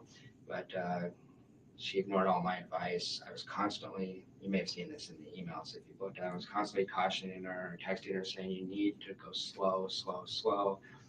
I made her get a therapist. I said, I'm not going to even talk to you about this unless you at least have somebody you're talking to that can monitor your mental health because I saw she was. I know what Anglo means. Spinning out of control. Odd. And she wasn't that controlled to begin with, but it was getting worse. Her drinking was really increasing in April. And she had times where she's just losing her mind. I mean, with the kids in the house, drinking a bottle and a half of wine by herself, falling down in the bathroom, bruises. I flew to a trip to Chicago when I came back. I had to go right from the airport to the. This makes sense as to why she threw up at dinner when she went to dinner for the first time, because she couldn't get out of her house because she was so upset. Remember that whole shebang? So that makes sense why she threw up. She wasn't sick. She was wasted. House because she was just doing so poorly. So she was just not well. Fast forward to May, we have that incident in the coffee shop that we discussed that Officer Hale and you were, I assume that's one of the reasons you guys were interested in talking to me in the first place. But just to remind you, I just walked into All Saints Coffee and there's my girlfriend with another guy. There's no stalking. And she knew that. But there's been no complaint of stalking against you. There has been informally. She tells people this. But I'm saying there's no. Oh, no formal legal. You shouldn't have been contacted, but from anybody from this department Never, for a never. complaint about it. No, never. I'm not worried about that. And I didn't bring an attorney because I didn't do anything. I'm not worried about it. But that was a big deal in our relationship. And, Right, because you see her there and she's with this guy, and yeah. And you don't know who the guy is. Maybe I got that wrong. You knew that she was seeing a guy. That's one of the things that concerned me, is that she would bring him up from time to time, and there was other signs. I mean, there's, I think, 5 to 10 other men. I was in denial about it in this time period. That's not a crime, obviously, but it was. She's very impulsive, very erratic, doesn't think things through. She will do them and then worry about the consequences later. She was remarkably sloppy about cheating on me in terms of. Well, that's what was interesting. Up until about early June, she was covering her tracks pretty well, actually. I'd heard of Daniel Sack. I knew he was an ex-boyfriend. But after that fight, we had not a huge fight, we had a mild fight about that. And things started to get really, really strange. And this is what I think I had a hard time getting across to Investigator Hale. So we have that fight. She goes to Portland for a weekend. She comes back. It's now June. In June, I was walking around saying to all my friends, I don't know what is going on. Something is going on. We had that very frank talk about that and decided to stay together. She said, it's one guy. He's gone. He literally moved out of the area, as you probably know. So Sack, yeah. So I said, okay. One thing about Wendi is this is where I worry about the crime. She's very easily influenced. She doesn't have much of a sense of self. When she was with Danny, she kind of became Danny's extension of Danny, attached herself to him. She didn't attach herself to Sack. He was into polyamory and having multiple partners. He's bisexual. I mean, so she started doing all this crazy stuff. Sack was encouraging her, from what she said, to have sex with lots of people, not just him. Who's this LGBT 1 2 the 1 2 3 ABC onto the T? Who's Sack? There's more, Carol. Oh my good Lord. I worry about her. So I'm just seeing her, and doesn't want to be controlled, but she does want to be controlled. I mean, she into a lot of sex stuff and things where she wants to be told what to do. And one of the things I worry about is that somebody came up with this idea and she went along with it because she doesn't know how to say no. She hates confrontation. Things like that. So in June, I was walking around saying to my friends, I don't know what's going on. It's just uncanny to think back on it now. So I don't know what's going on, but something's gonna happen. Like, it feels like there's drum beats. It feels like we're moving towards something. I'll put money on it that there was weird sex stuff in that family when they were younger. I'm putting money on it. It's really, really strange. I don't know what's going on.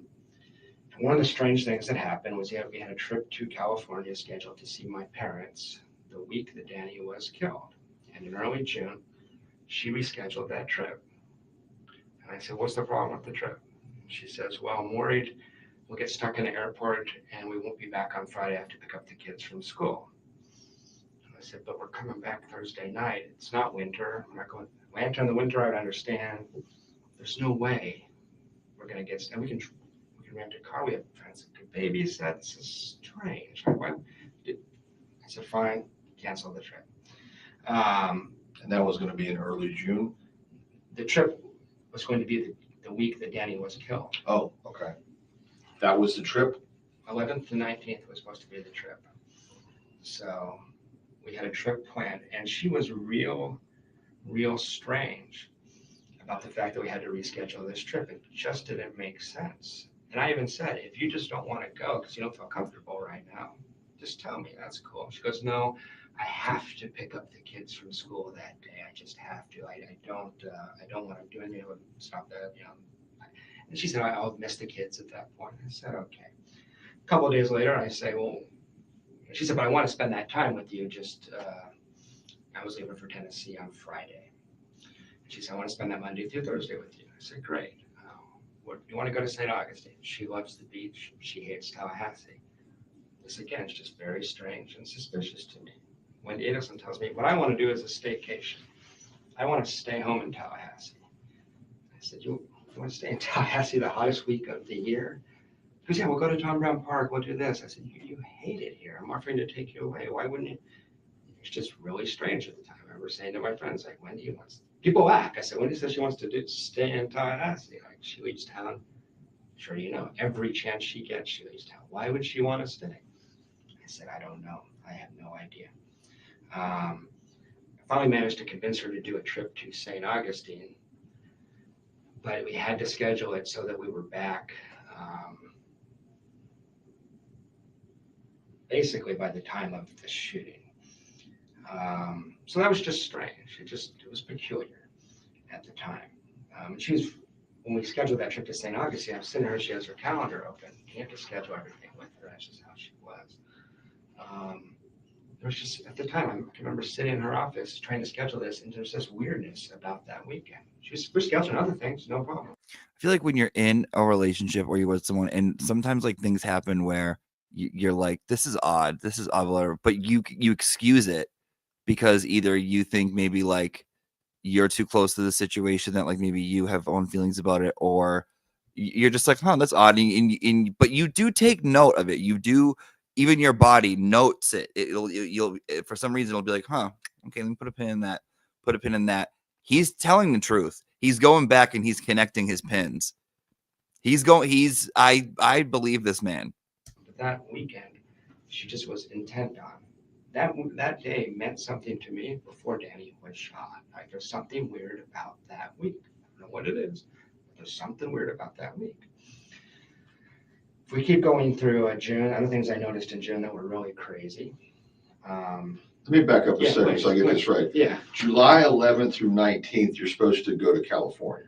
Yeah. Leave on the 11th, come back on the 19th. I can look it up for you. It might be 12th to 19th, but it was the week that Danny was shot. Yes. Okay. Yeah. So when is she saying, I can't do it? What date? What date are we talking about when she's telling you I can't do it? Early June. I can pull up the exact Early date. June. Early June. Yeah.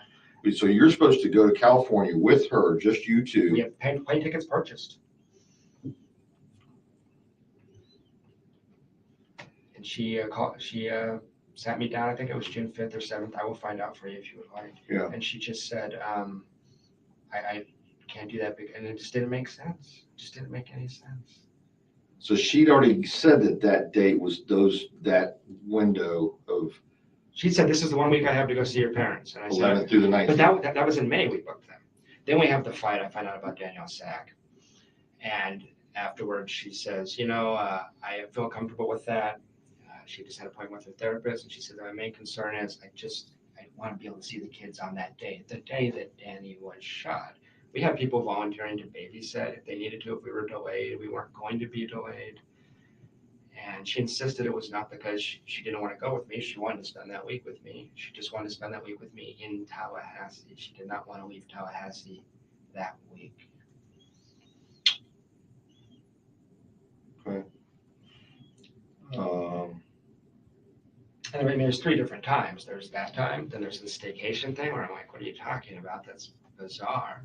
And then there was which we scheduled the trip to St. Augustine. And fast forward a little bit, we had the trip to St. Augustine planned until July 15th or 16th, and she canceled that the last second. So 3 different times she canceled plans with me And the 2 or 3 day period were damaged. What you're leading to is this is highly suspicious that she needs to be here on the 18th of July. Yeah, just anecdotally, subjectively, whatever it's worth, it was really weird. It was really strange. I know this woman. I know her really well. And there was something at the time, me saying to my friends, what's going on? It's just really, really strange. It's just really. She'd never done anything like this before? No, she had canceled and recanceled, and she did that all the time. Completely disorganized person. But it usually made sense. Usually had a reason. And usually the reason was something about court with Danny, or parents wanted to come down to South Florida. Every other time but this, I understood. This time I was completely puzzled. It didn't make sense. And it was very, very strange. Okay, so she cancels this trip to California. Did you go anyway? No, of course you didn't. You were okay. Wish I had. Yeah. And so what happens to these plane tickets? Her ticket, I have no idea. So she bought her own? Yeah, we bought separate plane tickets. As a matter of fact, I don't know that she did buy a plane ticket. Oh. But she told me she did. Same airline? Same flight? I can find out for you. I can send you my reservation. Because we had a discussion about getting our seats moved together. So I think she probably bought a ticket, actually. But I never saw the ticket. It wasn't discussed any further? I can't recall. Okay, so that's the first thing. In early June, she says, Jeff, I got to be back on that Friday the 18th. Exactly. To pick up the kids. I guess that's going to be the first of her week with the kids, maybe? Yeah, she gets the kids back after having, because they went to 7-day schedule in the summer. Right. And she's going to miss the kids. I said, we'll be back. If you don't want to go, just tell me I don't want to go. No, I want to go. I just got to be back for the kids. There's a special.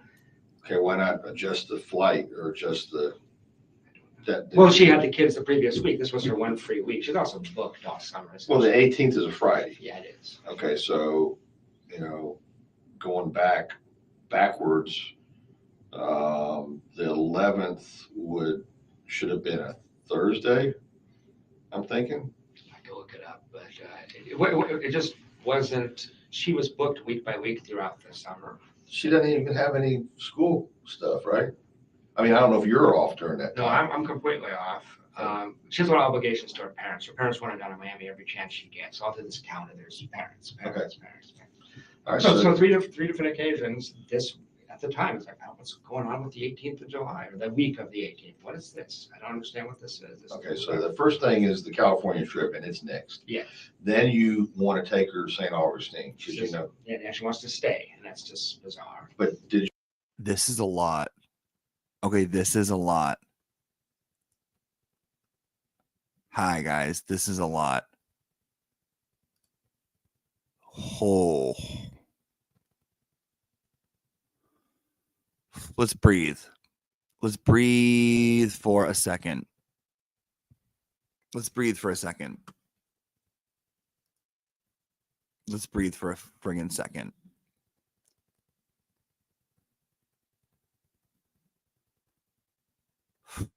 Okay. Winnie, hi, Nene. We love you, Jimmy. Poor Jeff was used. Yeah, this is a really interesting dimension and layer to this story. Like, Joe? Yeah. I'm just trying to figure this one out. Jimmy, you know who Fitz Dog is? Charlie's travel bestie and Taylor Swift's brother-in-law.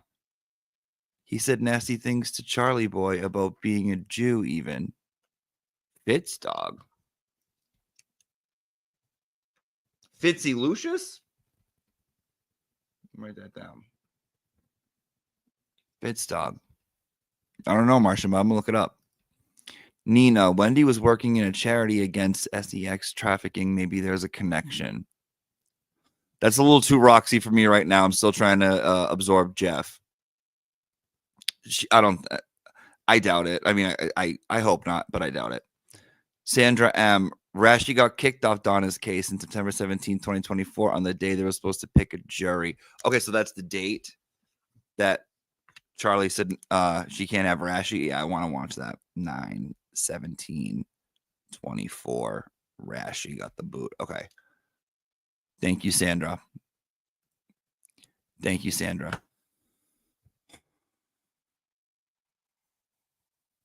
Okay.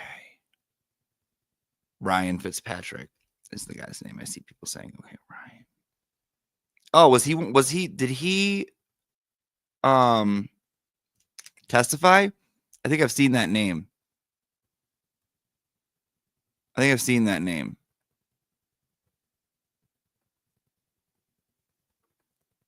I think I've seen that name. All right. Let's this is heavy. Let's get back to this, but this is heavy.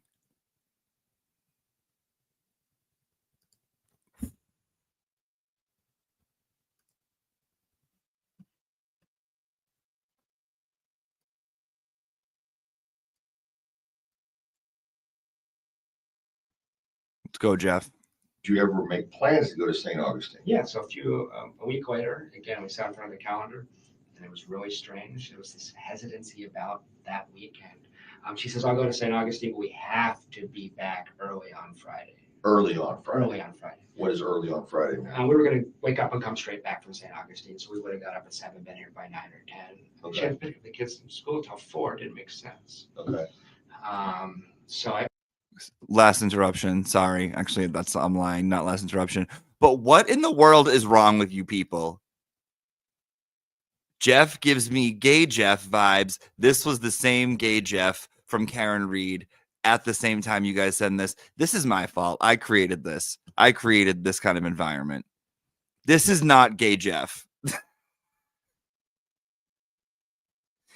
Sack was the bisexual one. This is not gay Jeff.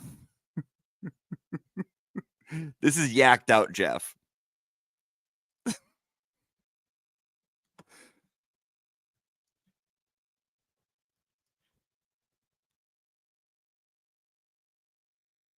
right, let's listen to him because homeboy is going a mile a minute. I said fine, and my thing was I was going to drop her off and then drive up to Atlanta. I was going to drop her off and go.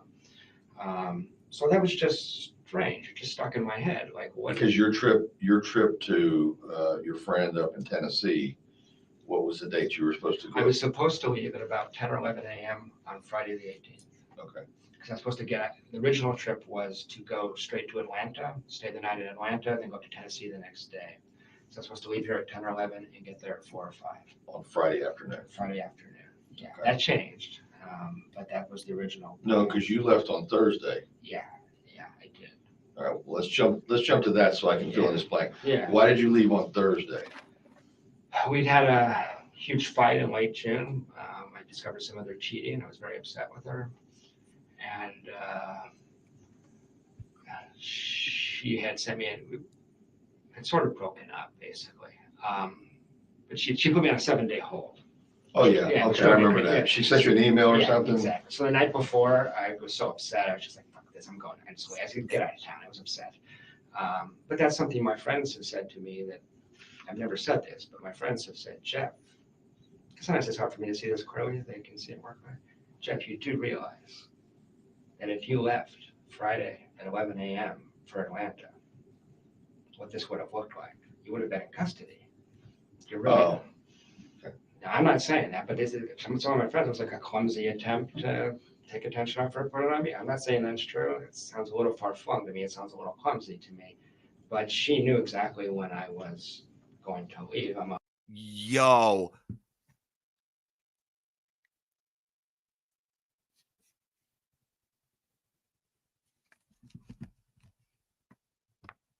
Your friends are the ones to be like, listen, I know this sounds nuts, but I think blank is usually right. They're usually correct.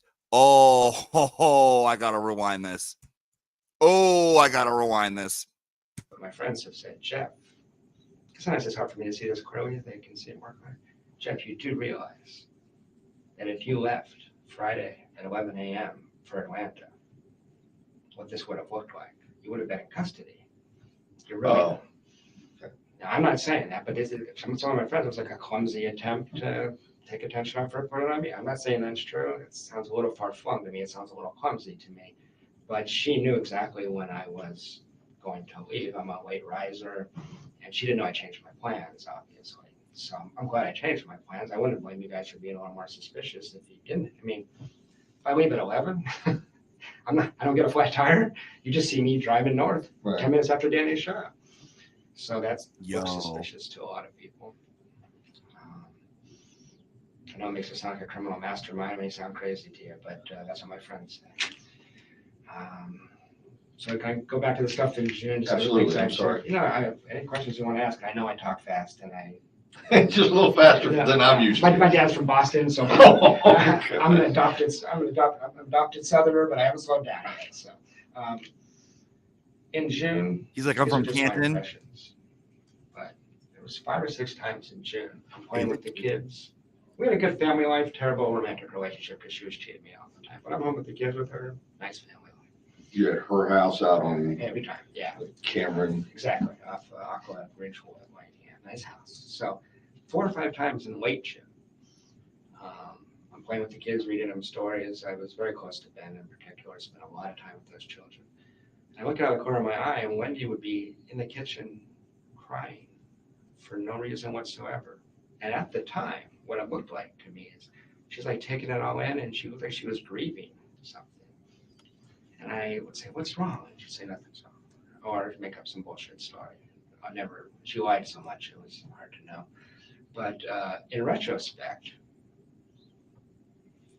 it makes me worry a lot because it looked like she was wrestling with something. It wasn't suspicious, it was just weird. But in retrospect, it's like, wow, let's assume she knew something was going to happen. That's how a person might react, you know? She made a choice, but... That's late June? That's late June. So that happened enough times that I talked to my friends about it. Also in June, Wendy's a pretty good liar if you get in front of her for an hour or 2 at a time. And I mean, Danny's put that in court documents. It's not a secret that she lies a lot. It's how she navigates the world. But she has a problem with her lying in that I found out she cheated on me with Dan Ossack because she kind of accidentally told me by talking about him all the time, and she's just sloppy. So longitudinally, she couldn't keep her story straight. You know, in the short term, 4 hours, 8 hours at a time, okay. Over a month, saying, what about that thing? The stories start, but she talks constantly. She's very extroverted, very narcissistic, very focused on herself, very self-involved. Well, what she was talking about in June, relocation to Miami, how terrible it was to be stuck in Tallahassee. Crying like I got stuck here, I didn't choose this, I can't stand it. And she talked about the fact that the only way she could ever relocate is if something happened to Danny. Did she actually say that? Yeah, she did. Yeah. This is the first time you've mentioned that. I don't think so. I think I did mention that to Investigator Hale. Okay. I think I did. Well, no, it wasn't. I had 3 interviews with Investigator Hale. Okay. The next 2 was me trying to tell him things like this. I don't think he was hearing me. Okay. So, no, she didn't say that I killed Danny. She didn't say that word for word. But it was, because I was saying, hey, we're about to get serious here. Are you going to be here? Because she hated it so much. I need to know what's going to happen. And she's like, well, the only way let me give you the context. The only way I could leave is if something happened to Danny. But if that did happen, that would be a tough decision. I would probably need to go back to Miami to be with my parents. So that scenario came from her. It was a response to a question from me. So, I mean, I guess I need to be fair about that one. Sure. But it was, and it's true, right? I mean, it was, I asked if Danny might move with her. She said she would not be willing to do that. But she was talking about that. She would not be willing to do that? No, she didn't. Well, Danny had job offers from all over the country constantly, and she didn't want to live in Houston or St. Louis or things like that. I mean, she was miserable here. She was here just because she came with Danny. She didn't like her job. She didn't like the area. She didn't like split custody. I don't know that people knew how upset she was. I mentioned to you before you came into the room when I said this, but this is the time period. I don't know the exact day. I'm so distracted by relationship stuff, I can't quite remember. But she told me that Charlie had looked into having Danny killed in the summer of 2013. She meant it dead serious. Hold. God, I'd follow up on that at the time. I'm trying to figure out. She looked into having Danny killed. I don't know the exact day. I'm so distracted by relationship stuff, I can't quite remember. One more time, Jeff. But she told me that Charlie had looked into having Danny killed in the summer of 2013. She meant it dead serious. I wish to God I'd follow up on that at the time. I'm trying to figure out us, and I thought, well, they're always crazy. I can imagine that, but certainly he's not crazy enough to do that. So I didn't worry about it. That's your interpretation. Something. No. Let's back up. Yeah, go ahead. Let's get into the context of your conversation with.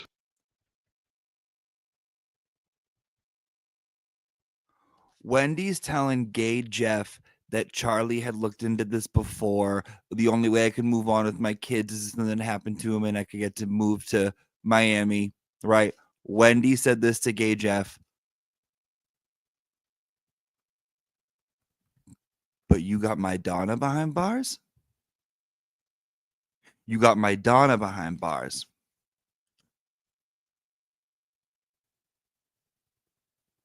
Can you explain that? Georgia? Or where that comes up about Charlie. Please. So she just, she's talking about Danny. She's completely. Where are we at? We're at her house in the living room in late June. Late June of 2013. Yeah, 2014. Yeah, I'm sorry, 2014. Yeah, late June. And you know what? This might have even been. This is sometime between June 20th and the Monday before Danny was shot.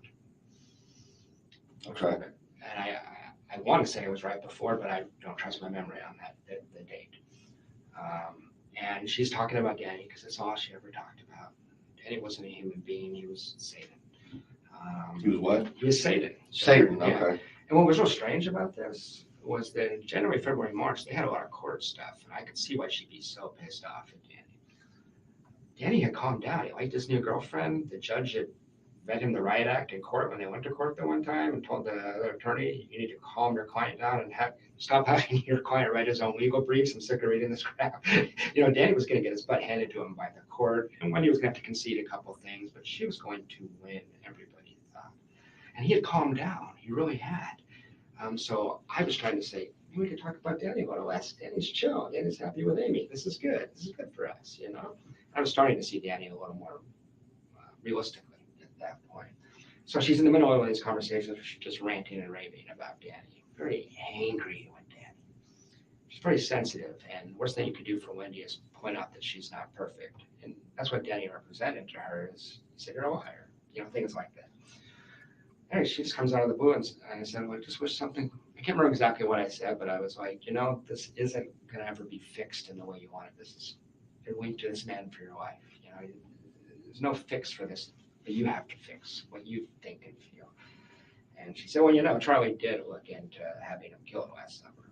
It cost about $15,000. $15,000? That's right.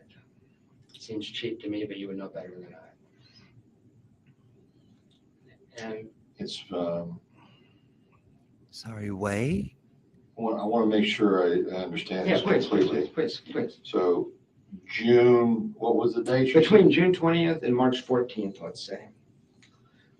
I think it's probably I think it's closer to July. Between June 20th and July 14th. I think it's closer to July 14th. Okay. She says, Charlie did actually look into having him killed last summer. And he was told it would cost $15,000.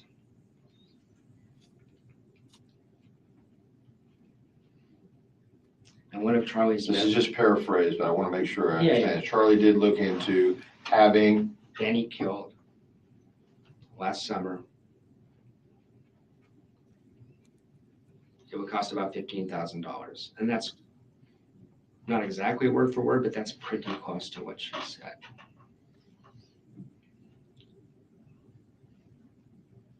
I wish to God I had followed up. But how do you respond to that? What do you say? What did you say? I changed the subject to us. I was interested in working our relationship out. She ever bring that up again? No. Never again. But what worries me is that the speech pattern, I'm not trying to play FBI profiler here, but it's kind of similar to when she would say, Daniel Sack and I had coffee yesterday. Well, that means her Daniel Sack had sex. So that's what that means.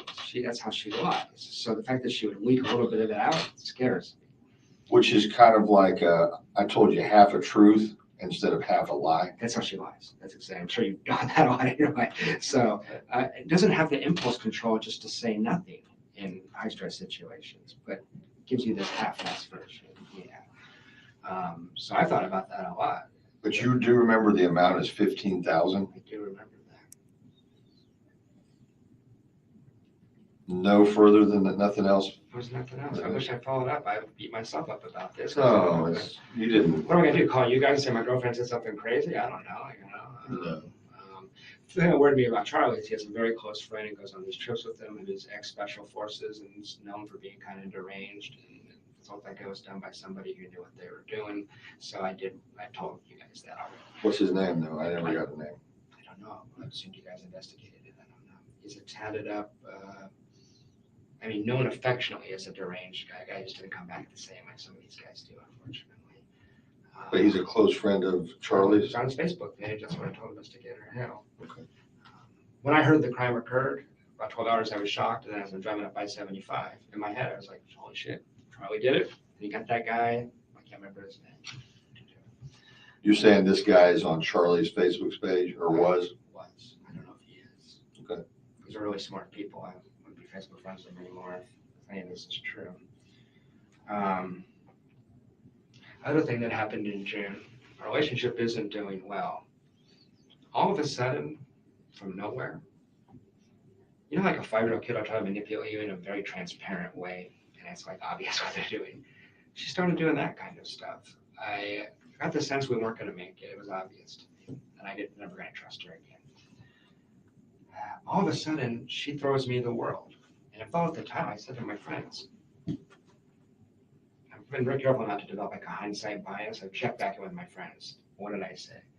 They said, you said in June, it felt like Wendi was stringing you along for some reason. And you couldn't figure out why she just break up with you. She's like, this ain't going to work, So all of a sudden, she's telling me I should move in. Move in with her? Yeah, she's talking about moving in. And I wanted a family so bad. She knew that. She manipulated me with the kids constantly. She said the kids should start calling you daddy. I'm going to talk to my mom and dad, and I'm not Jewish. That was all I wanted to prove by the parents. I'm going to give you the passwords. I'm going to give to all my computer accounts. She started acting like this was going to be a permanent thing. I'm sorry. Yeah, that's okay. I can give you a second. I have to respond. I understand. Okay, I need a second too, actually, Jeff.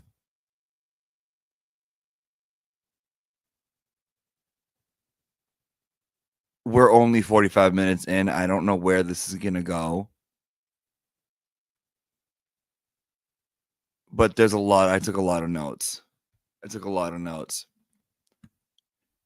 And for those wondering about why Louise and Sigfredo got a Prius to do the crime, I learned this because of my connections to the Aladdin Kings.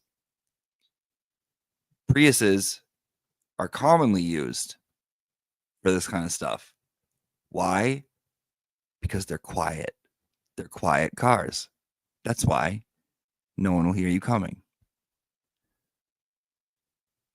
All right. I might need a balloon animal soon to calm me down. Oh, I understand.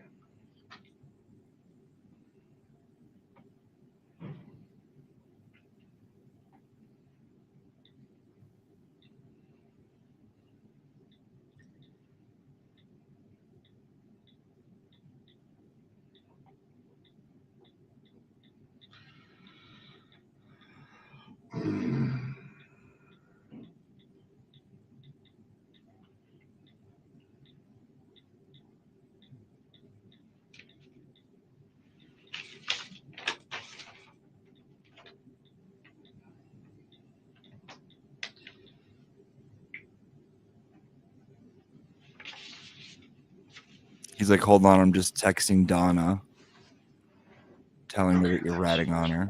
No problem. So just at the time, I felt like I was being manipulated. I couldn't figure out why she wanted to keep me around. It was really strange. Just all of a sudden, here's the world. Just all of a sudden, be over the top sweet. I hate it. Jeff, I'm confused about this timeline here. Yeah, Maybe we should try to get that. Yeah, okay, go ahead. Okay, where's this week off? That's in July. I've been going. Okay. I've been going in order. Okay. So we're still in June right now. Okay. So we're in, but this comment from late June of the 20th through the July 14th is before or after what you're telling me now? I can't remember exactly. It's my fault. No, it's okay. No, it's not a fault. I can't remember. I want to be as honest and accurate as I can. Sure. I think that's the Monday before he was shot, but I can't be certain. So this would be preceding that. Preceding. Preceding Okay. that. Okay. Yeah. Hold on.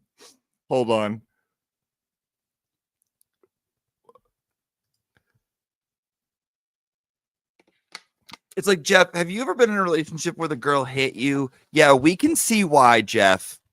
We can see why. Not saying any of this is right, but we can kind of see why, Jeff. Poor friggin' Jeff. All right, let's go. So it just felt strange. These are just my impressions. But it's like, what is going on?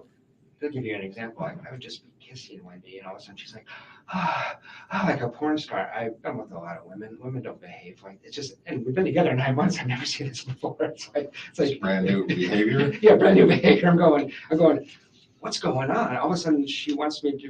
It just didn't make any sense. It was just like so. It's the Monday before he was shot, but I can't be certain. So this would be preceding that. Preceding that. Okay. Yeah. So it just felt strange. These are just my impressions. But it's like, what is going on? I'll give you an example. I would just be kissing Wendy, and all of a sudden she's like, like a porn star. I've been with a lot of women. Women don't behave like it's just. And we've been together 9 months. I've never seen this before. It's like brand new behavior. Yeah, brand new behavior. I'm going. What's going on? All of a sudden she wants me to. It just didn't make any sense. It was just really strange, erratic behavior. She wants you to what though? Well, I was threatening to leave at this point. Okay. So, and I guess if I'm putting on my cop show hat, I'm wondering if it would have looked weird if you break up with your boyfriend and then a week later someone gets shot. You know what I mean? I don't know. So, get to mid to late June. She went down to South Florida. She came back. I could tell she had cheated on me. I was very upset. How could you tell? It's very obvious. And we went to Gainesville, June 27th. She accompanied me down there for a work trip. Okay. 27th? Yeah, that weekend together. Had to use the GPS on the way down there, and in it I discover that last 50 destinations get recorded. I didn't mean to look at this one, but I see she's been in the Hilton in Orlando like 2 weeks ago when she wasn't supposed to be anywhere near Orlando. She had put the Hilton in. Assume that's like a sex trip with one of these other boyfriends. So I got really upset with her. We finally had it out. In Gainesville? Yeah. Saturday, I tried to, thing was she was going back to Miami for 2 weeks. As soon as we got back, we drive back to Tallahassee. Then she drives down to Miami with her mom. Oh. So that was because her mom has to come up to take with her because she's not allowed to go herself.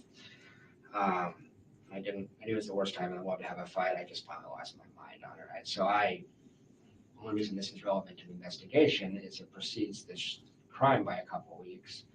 I did not touch her. I did not call her names, but I lost my shit on her. I told her exactly how upset I was. I chewed her ass. She decompensated in a way that I've never seen an adult do before. She ended up in the fetal position, sobbing like a 3-year-old, and completely fell apart when I said, I looked at you left your planner out on the table, and I looked at it, and they know Zach's names all through it. So can we cut the bullshit and just have an honest conversation? As in, she was still seeing Zach recently? Yeah, she saw Zach. She saw Zach.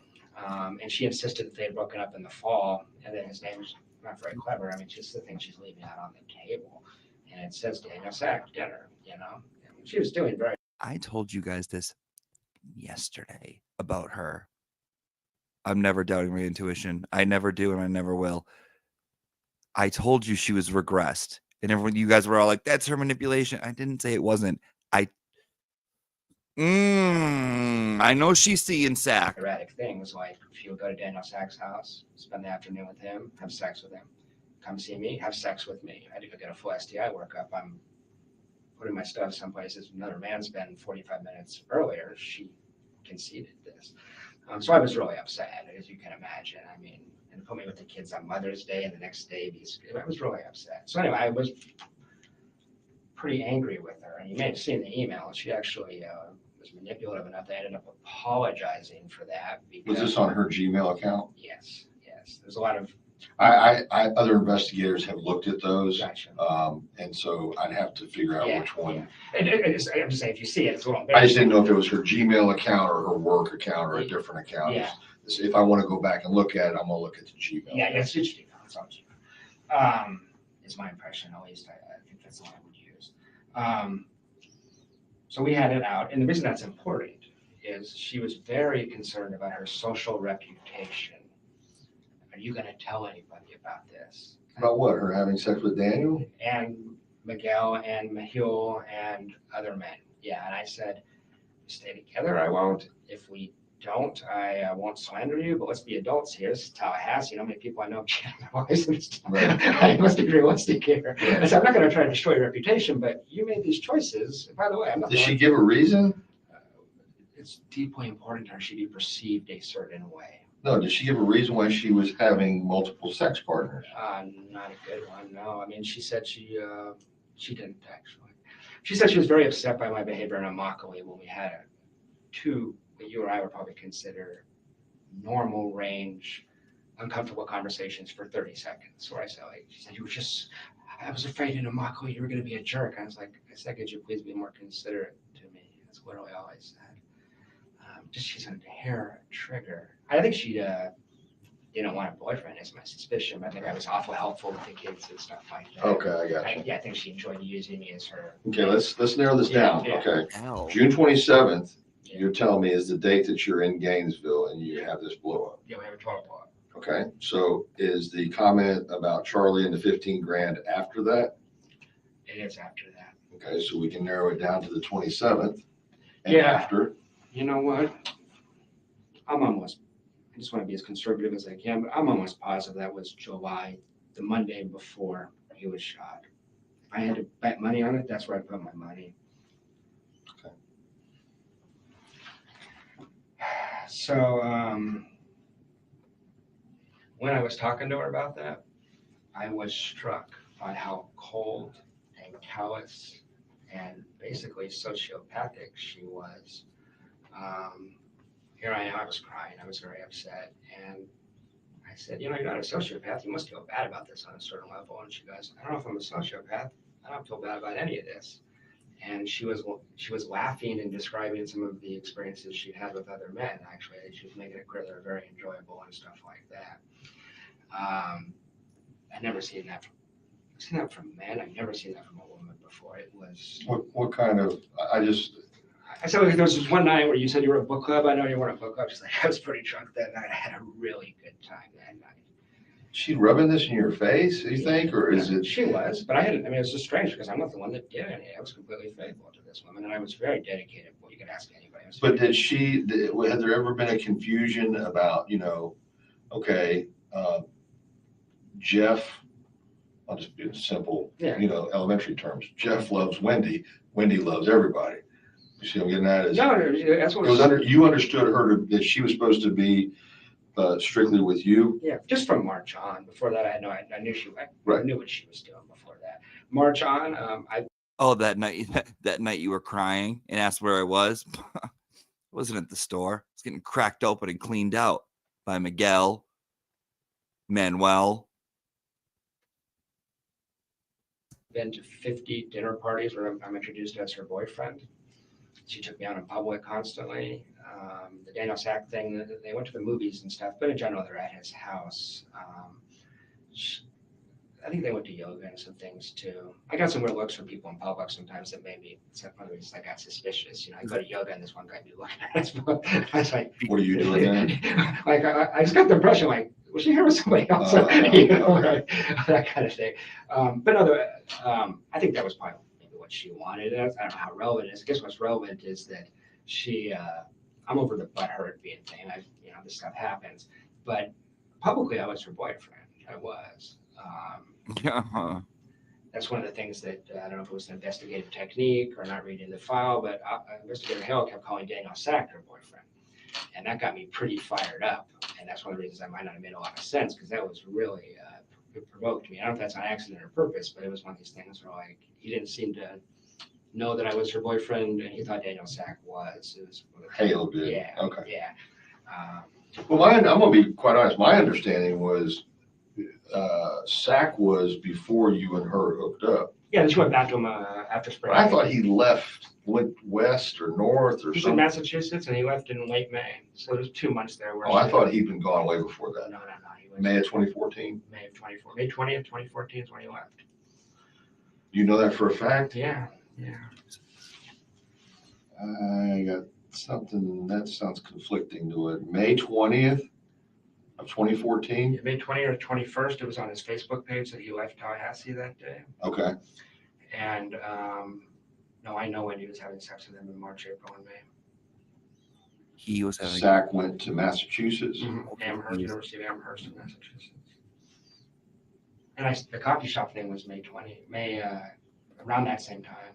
I'd have to look up the exact date, but it was that same. Just prior to. Well, I walked in on them having a goodbye coffee together. Oh, goodbye coffee. He was leaving town the next day. And that's one of the things I was saying when I was talking to Investigator Hale is if men obsessed with Wendi are suspects, you can't trust her to tell you the truth about that. I mean, this is a woman who was separated from Danny, had that boyfriend Miguel, and in a deposition lied and said, I'm not seeing anybody. And it's a licensed lawyer who will lie to the court. So that's her narrative to the public, by the way, is that Daniel and I saw each other in the fall, and then that was it. Say again, please. That Daniel and I dated in the fall, and then in the spring, her and I had a conversation January 10th, and she told me, like, let's see more of each other, and then as of March 1st, I'm her boyfriend. That's not what happened. She just saw him continually. Give me a minute here. Yeah. Oh, you need something? If you have water, I'm going to dry it up. I appreciate it.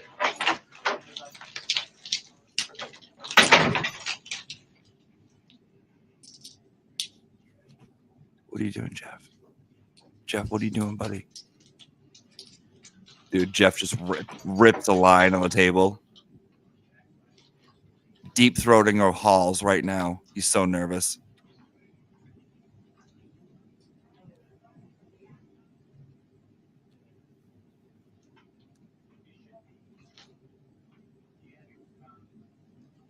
Eeyore, what's he got in his bag?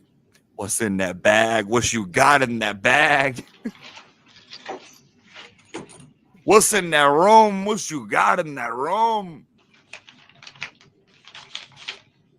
What's in that case? What you got in that case?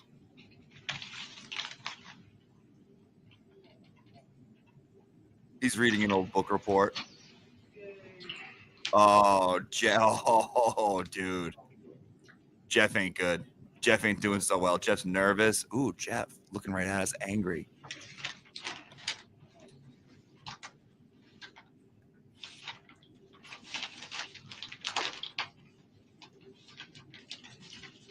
He's been thinking about this.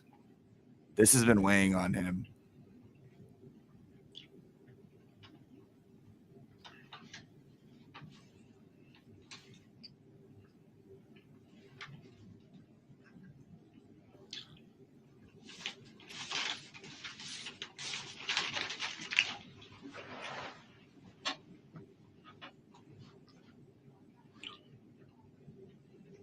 Okay, Jeff, you're chewing. Your chewing is loud.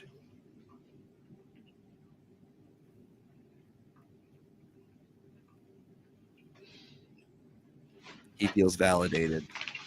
He's like, all those times you were screwing around on me. Oh, that was fun. That was fun going to the Hilton in Orlando. That was fun. Getting bent over by Mickey with Goofy in front of you. Having Donald Duck videotape it. You liked that, Wendi? Yeah? You gotta keep your little secrets.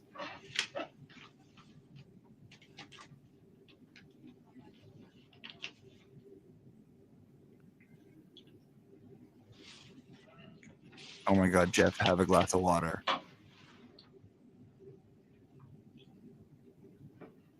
Yeah, I don't know either, Jeff. I don't know either, Jeff.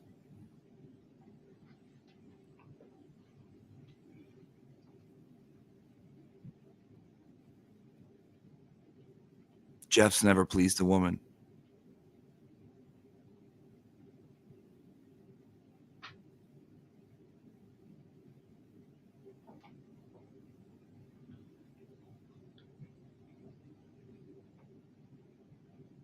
It's okay, Jeff.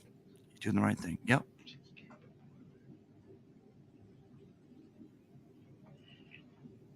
It's okay. It's okay.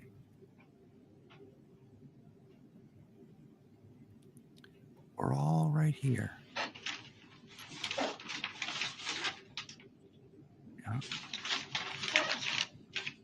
It's like, gotta go to Target.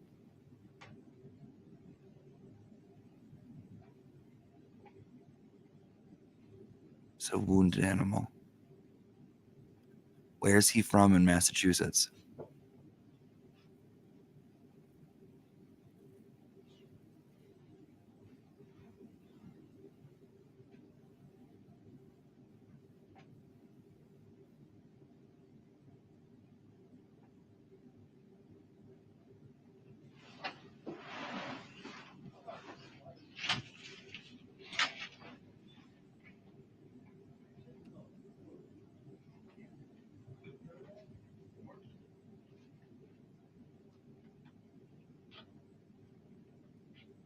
I think he said Boston. Yeah, but everyone says Boston. That's the irritating thing about this place, that everyone says they're from Boston when they leave. It's like, bitch, you're from Worcester. You're not from Boston.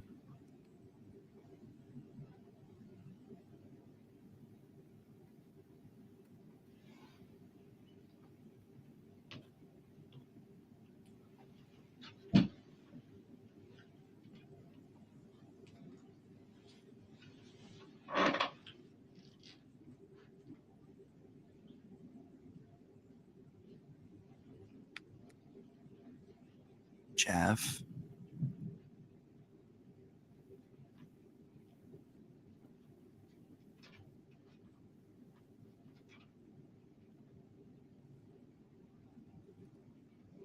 Now you know why Jeff Fafa was basket casing. He was almost fingered for a bad guy. Yeah. Freaking out. We don't know what Jeff has been through. This man looks like he's been through a lot. I love that you love this. A lighthouse in a very dark story. Thank you. You're welcome. I do. She did this. That's what he just said to himself. She did this. He just said that to himself. Look at. She did this. Yeah, that's what he said.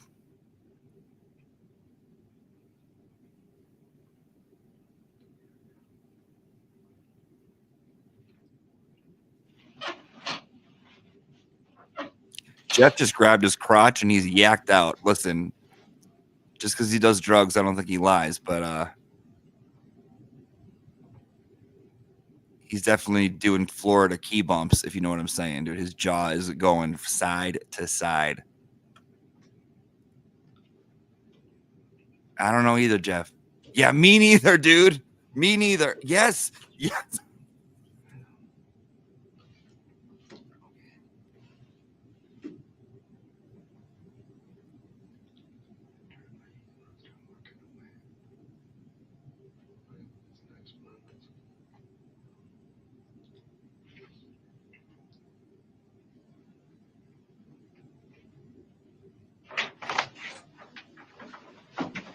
Thank you so much. Try not to spill that. Yeah.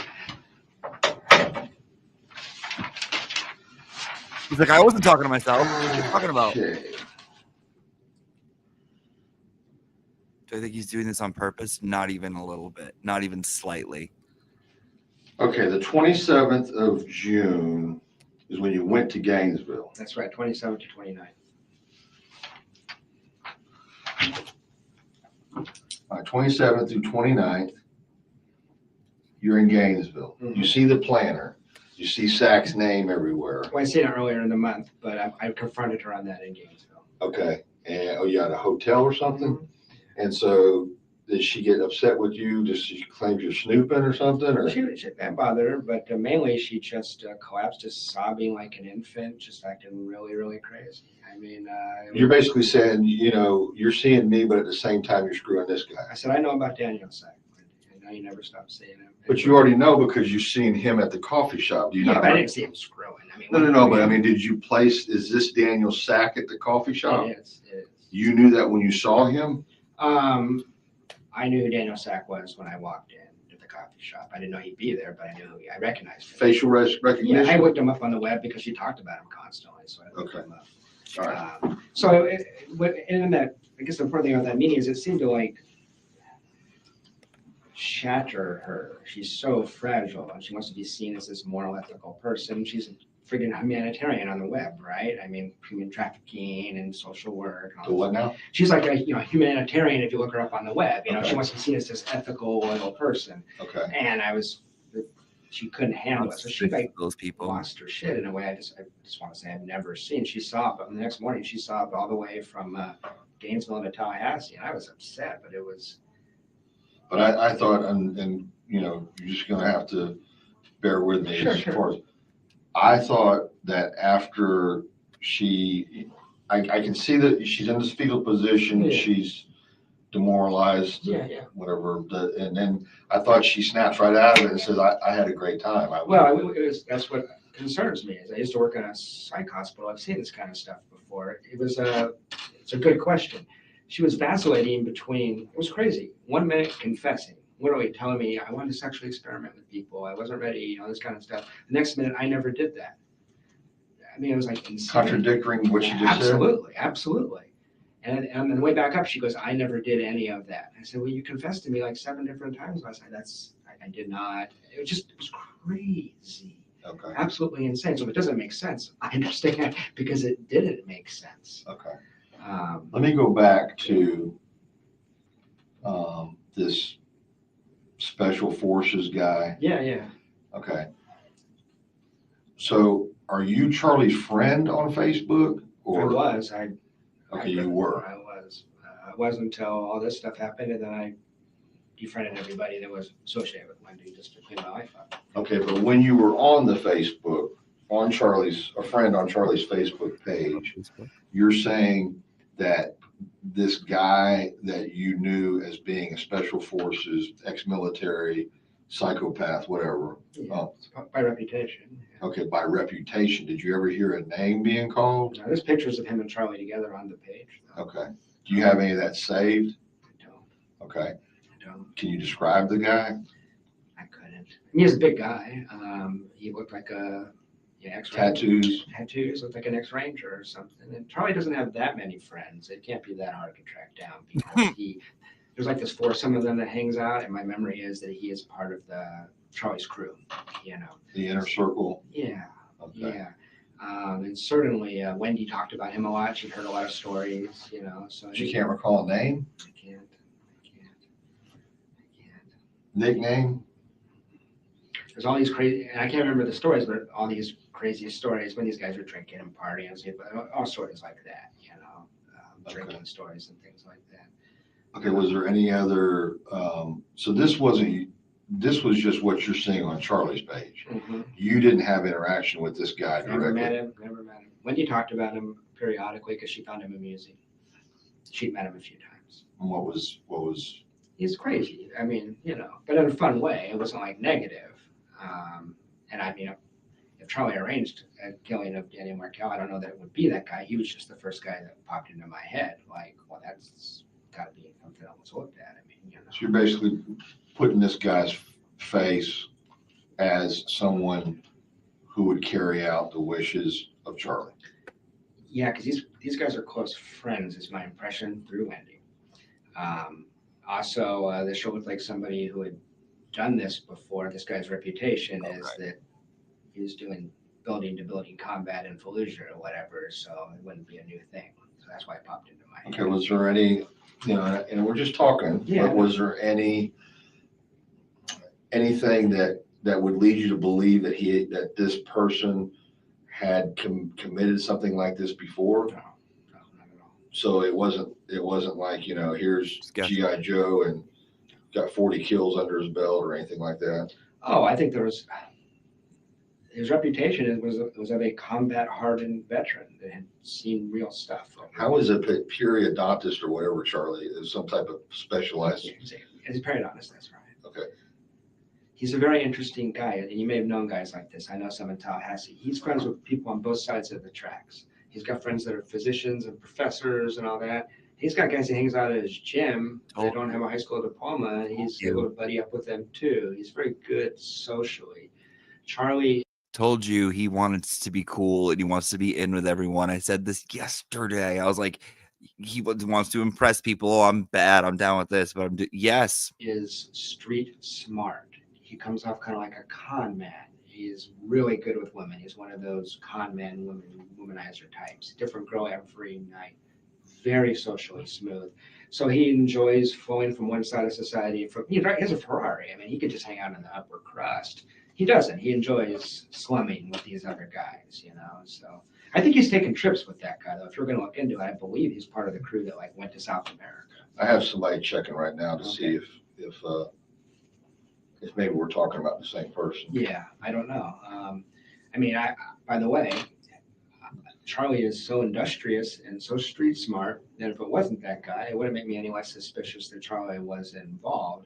He just was the natural first thing that popped into. So what do you think, Jeff? You don't. Okay, so when you first started talking to me today, and don't take this the wrong way, but when you first started talking to me, I thought we were fixing to crucify Wendi right here as far as everything, and that she was directly involved.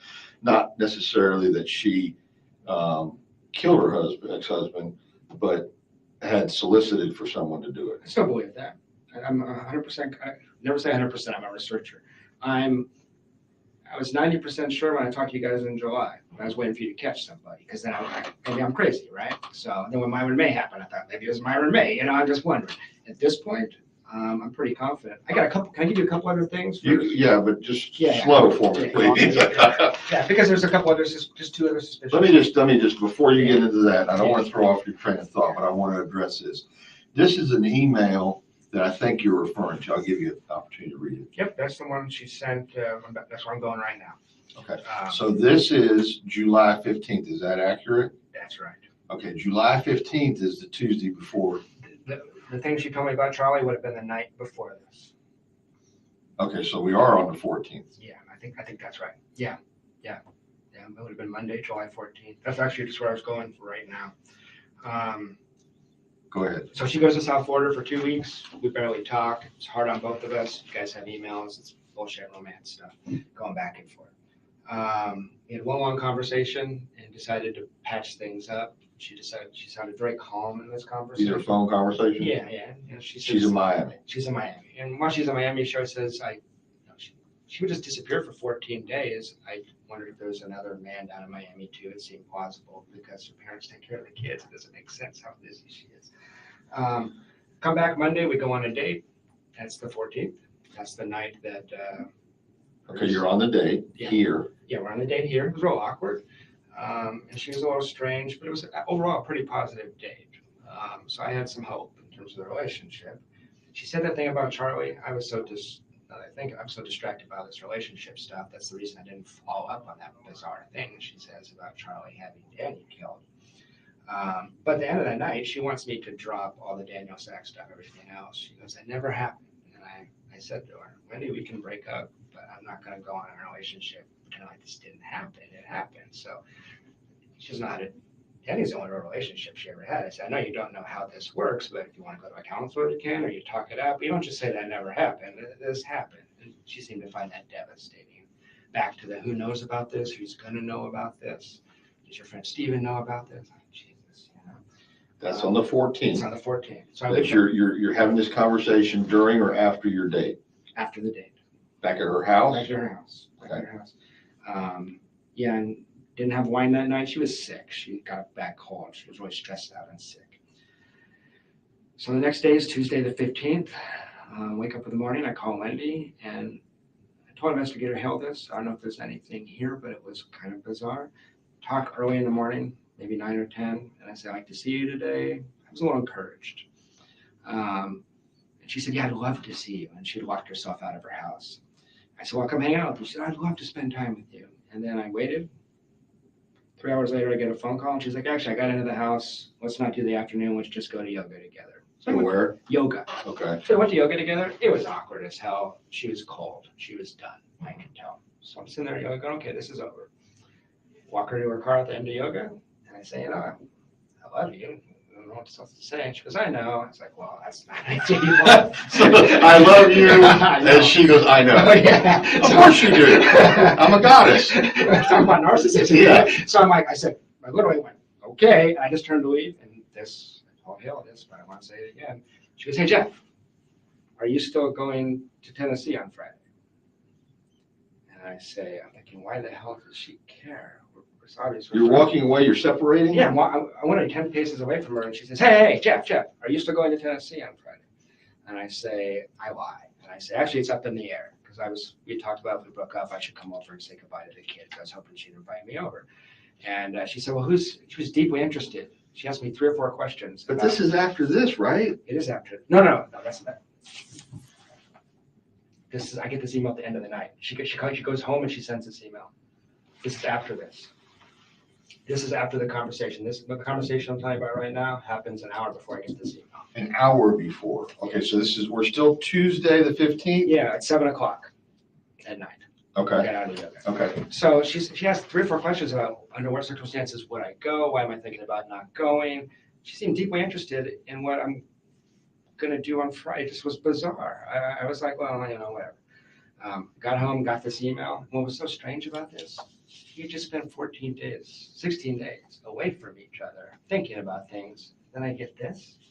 I told her, if you don't want to do this, send me a text and say I can't do this anymore. Why would you string me along for a week? It's real strange. I just want to make sure that we're on the same page. Yeah. I'm going to read this aloud. So if there's something, it pains me to be writing this to you now, but here we go. I need some space to clear my head and to figure out how to move forward. I am heartsick, but my head and my heart are having 2 different reactions to us being together, and I can't reconcile them to be in this like you would want me to be. So she's saying you're coming on too strong, basically, is what I'm reading. You want a full commitment. No, that's not how I read it, but I mean, it's. Well, I mean, that's how I'm looking at it. Is that not true? I mean, do you want a full commitment from her? I wanted to continue the relationship, yes. Okay. But we had discussed just breaking up. We just spent 16 days apart thinking about things. Right. You're 16 days apart. Then you go on a date on the 14th. She makes the comment about her brother was looked into killing Danny the previous summer, which would have been summer of 2013. She didn't specify a month. You didn't question her any more about that. I was too focused on this stuff. Yeah, I didn't. No, when she's making this statement on you're saying the Monday, which would be the 14th. Yeah. When she makes this statement that Charlie had looked into having someone do this for 15, it was going to cost. Hey, how much does it cost to kill this guy? And the answer that Charlie gets is $15,000. He shares that with his sister. Yes. Okay. And then she says that to you. And that was in the context preceding that conversation was basically, what do you want to do? You don't like it here. I'm talking in your. That was part of the conversation. There was constant conversation about Danny is awful at Tallahassee sucks. That's not all she ever said. And I can't do anything. I'm stuck here because, I guess she got denied relocating with the kids. And she's saying, I'm stuck here unless something happens to Danny, what you're getting at. Yeah, that's exactly what I'm getting at. And then she just spills this out. Yeah. And then I think, by the way, she just went to the bathroom. I think there was something like that where But you're saying that, there was no more conversation about this. Is huge to me. This is like, my brother's already checked into it and it costs this much. Is it like this is still available and open, or 15 grand is too much we're too cheap? His family's rich. I mean, it's nothing. No, I know, but what's that petty cash in his office? Okay, but was this like this option still available? Is that how it was? It was just said in passing, and I've mulled it over in my head 100 times. I didn't know what it meant. Okay, so my brother checked into it, and it was going to cost 15 grand. I'm just heartbroken in this situation. I'm not thinking about that. I'm thinking about trying to get this woman back. I realize, but I'm trying to glean this from what the interpretation that you got from it. Yeah. I know you. Jeff,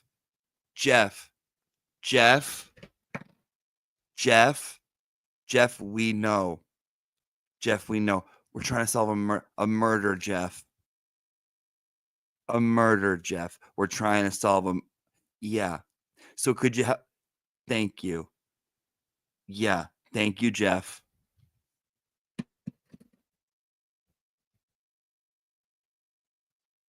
You told me you didn't ask for anything more about it. I mean, you know, a statement like this, don't take this the wrong way, but if I was in your shoes, I'd be like, I'd be saying, what the hell are you talking I about? got used to her craziness. That's I get her. I said, all right. she's all over the place all the time. So I think I just wrote it off as another crazy thing Wendi says. Uh-huh. But you recall the amount. I do, and I went back to a couple friends because I told them about this after Danny got shot. I said, holy shit, you know, I mean, that's what happened. So I beat myself up about that. No, I don't want you to beat yourself up. I just want to make sure that you didn't. I'm just trying to get you to see it. Is there anything else that you can recall? I'm not saying you did anything wrong. I know I did that. I'm saying, are you sure you didn't miss something else in that conversation? No, because it was right back to her. And oh, the cop is apologizing.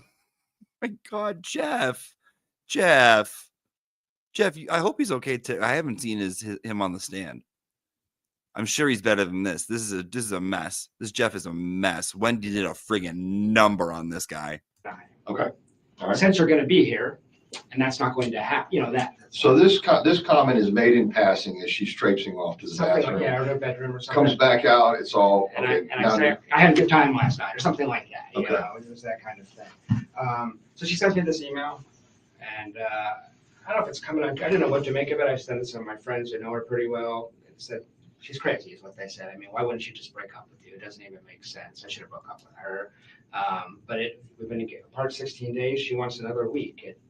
But recall that when she left Danny, she just moved out while it was gone. So confrontation isn't her thing, you know. So maybe that's why. So Wednesday goes by. There's Thursday. Thursday, she. You're still up in the air about leaving. You've told her, I don't know for sure if I'm leaving Friday or not. That's right. She doesn't know for sure. I don't know if she would have or would have known. We have mutual friends that I told on Wednesday or Thursday that I was going, that it wouldn't shock me if she were able to find out that I was going. I mean, we have mutual friends. But your answer to her was, I don't know yet. That's right. But the next day I decided to go. So it was all Wednesday. Yeah, I decided to go for sure on Wednesday. Thursday, she changes her Facebook picture. I'm sure you've seen the picture of her in the beautiful purple dress. It's all over the media. And that was bizarre to me because that's a Victoria's Secret dress. It's not a dress you hang out at your parents. You might wear it to a club if you're an undergrad. You might wear it to bed. You don't hang out at your parents' house wearing that dress. Oh. And to me, it was. Was this a dress that you gave her? No. But you saw the picture. It's fairly scandalous. Okay, I see what you're saying. But if you went to Google and typed in Wendy's name, she's a pretty girl, but you'll find nothing where she looks even close to how she looks in that picture. She looks gorgeous in that picture. On the Facebook. Yeah. Okay. And it was suspicious to me after the fact that picture was changed 12 hours before Danny shot, and that's the picture that was distributed to the media. She's very concerned with her appearance and how she looks. So I know that maybe sounds crazy. Investigator Hale seemed to think it was, but I thought this is so strange. She changed her Facebook picture twice in 2 years. And the night before Danny shot, and she's going to be all over the media, she looks like a Victoria's Secret model. Yeah.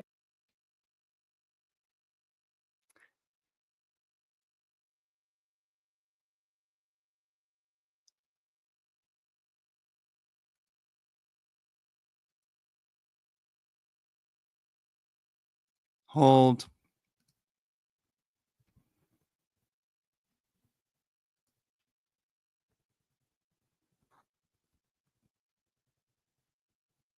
This is an inappropriate photo, in my opinion, because there's children in it. I wouldn't dress like this with kids in it.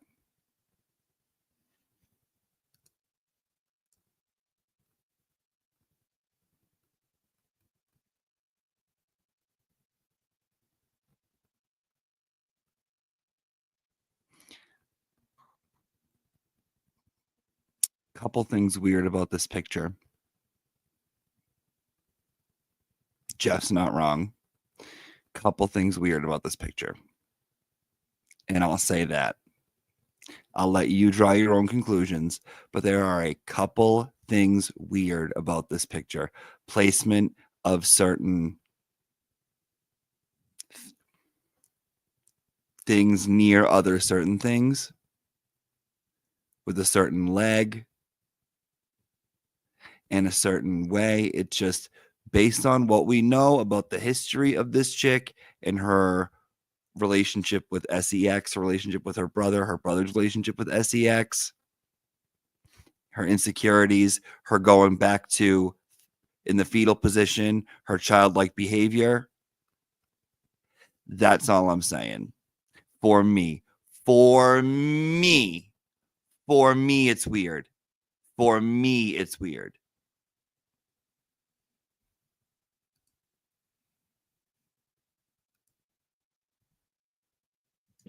Okay. So, but I was bothered enough by that picture because it. What was the prior picture? Something that looks more like a 35-year-old woman with 2 kids would have on her Facebook page. Okay. All the other pictures, and she looks pretty enough, but that one looks, she looks amazing in that picture. Okay. She's not even that pretty real life. That picture, I think her dad photoshopped. Her dad photoshops that stuff. This is true. Kind of thing. So it was a picture produced for her by her father, I believe. So Friday I leave. Thursday night I leave. About an hour after I saw that picture, I said, "Fuck this," and I just drove out of town. The next day, Danny shot at 11 a.m. No one contacts me, which we have a lot of mutual friends, and they didn't. I talked to some of them after the fact. They tell me that they were under the impression that I was a very likely an actual suspect in this case. I posted on Facebook from Tennessee Friday night at a time where it would have been impossible for me to ever have been here at the time of the shooting. I found this really puzzling, and what some people have told me after the fact is that you guys searched Wendy's stuff. It says talk to Jeff about stalking in her calendar.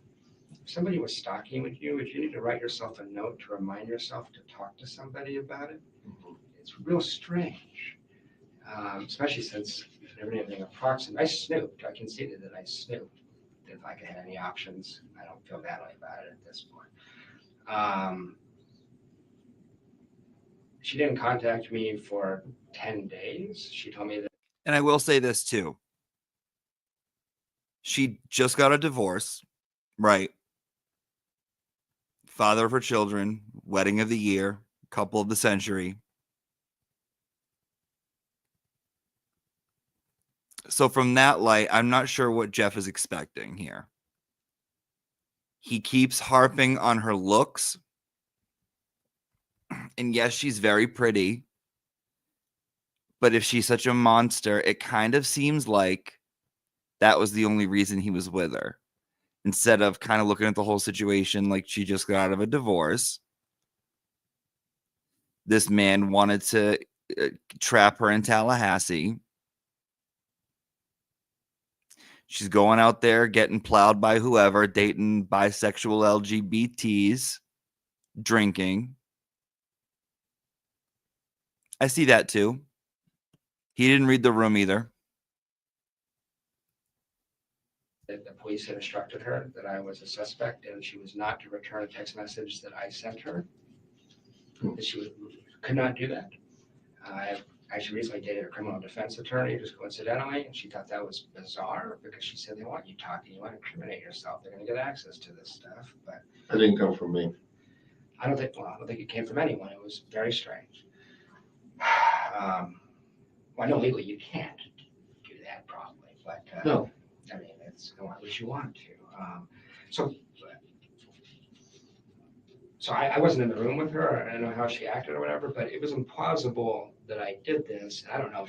She told me I tried to protect you from the police. They want to know where your house was. They want to know this. I said, I don't need protecting. How come none of your friends called me or texted me? Well, they told me later that she seemed to be concerned that I actually did this. Why would you do it? I know. Why would I do it?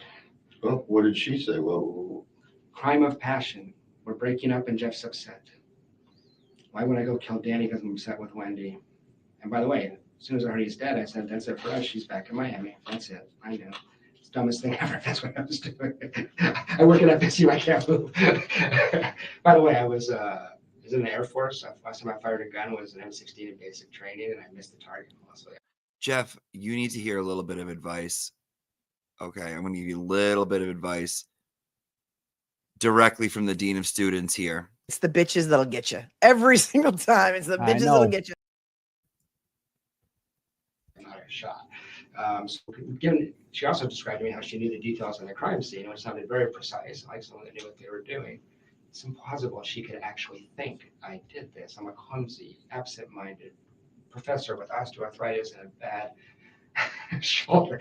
I mean, so I don't know if she said that to you guys. I know you can't tell me that, but she was telling people in her social circle, apparently, that they shouldn't contact me. I guess that this was really a possibility, and that just seems deeply suspicious to me. A lot of these people aren't really close friends with me, but I found out about this crime third hand, and that just struck me as incredibly strange. And suspicious, very suspicious. I just got a couple other things, and then I'll answer your questions. Take your time. Talk to you. One of the things that we might want to go over in a minute is when I talked to Officer Hill, I know you guys were under pressure. It was a crisis situation, as you were saying. But I was given a list of the men that I knew Wendi had been involved in to some degree. And a lot of times it was just suspicion of sexual involvement. I didn't know, but clearly she talked to them about a lot, so they were looking at. And Officer Hill, He's like, I read her diary. Here's a list of everyone she's ever had sex with. I think this may help you in your case. Or Investigator Hill was very polite and kind to me, even given the situation. Just simply wasn't interested in the long list of names. He said we're looking for a degenerate. We're not looking for these kind of guys you're saying. And I should have been more assertive, but she doesn't hang out with degenerates. This is actually a contract killing. This could be rich, powerful, influential men. And so there's some names that you didn't even want to write down. So that's the one thing from the previous meeting that was a thing. Just to wrap up the Wendi thing, 10 days later, she texts a friend of mine and says, does Jeff ever even want to talk to me ever again? Who was that? To a Fran Gamori, who's a mutual friend. He's pretty certain she was involved in this too at this point. She'd been down to the house, visited with the family a couple of times since the crime, describes it as it's just a bizarre environment when you walk in the room, so secretive and weird. But I mean, that was just strange because she didn't do anything wrong. I didn't do anything wrong, and by not contacting me, why would she say that if you guys told her not to? I don't want to get my own relationship stuff tied up with the crime stuff, but it's just strange. Called Officer Hale, said, hey, just so you know, Wendi has a key to that house on Trescott. So I know there was some mystery and discussion and speculation how the guy get in, or I don't know, the crime scene details, but Wendy's constantly losing keys. So, and rediscovering them, all the time. Right. So she had keys. He didn't call me back on that, and I don't know if it was helpful or not. And then here's just a list of strange things that she said after the crime. I talked to her 3 or 4 times. She said, I love Tallahassee. I wanted to remain in Tallahassee for the rest of my life. These are phone conversations? Yeah, these are phone conversations. Danny has so many enemies, it will be impossible to figure out who did this. He's a pretty beloved man, and he was an abrasive guy, but that's a strange thing to say. I've never heard any sympathy from her one time about Danny. She still seems enraged, obsessed, and defiant about Danny. I told Officer Hale that her and Charlie went to dinner maybe 3 weeks after the crime.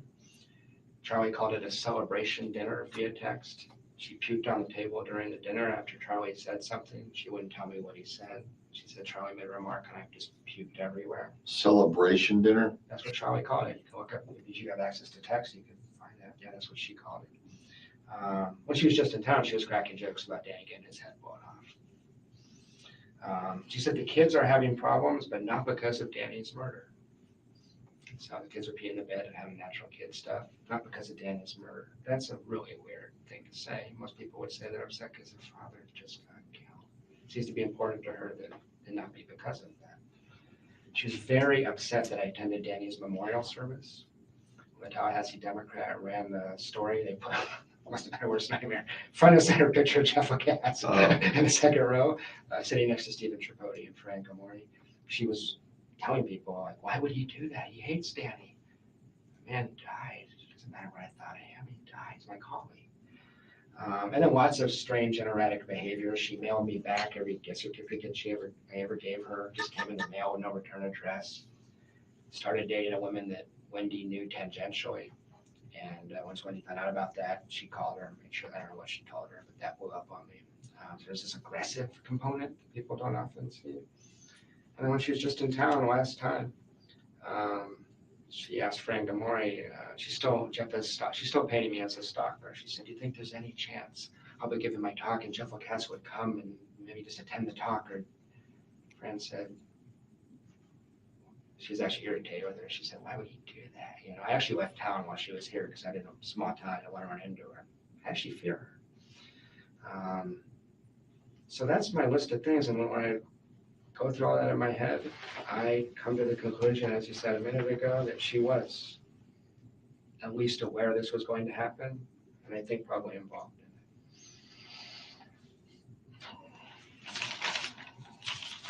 in it. And I got a list of men here. I don't know if you want to see that or not. I'll take your list if I can read it. Yeah. Or else I'll write it over again. Can I just tell you? I mean, that would be easiest. It's not that long. There's 7 entries.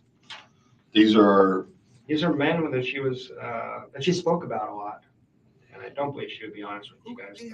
Jeff?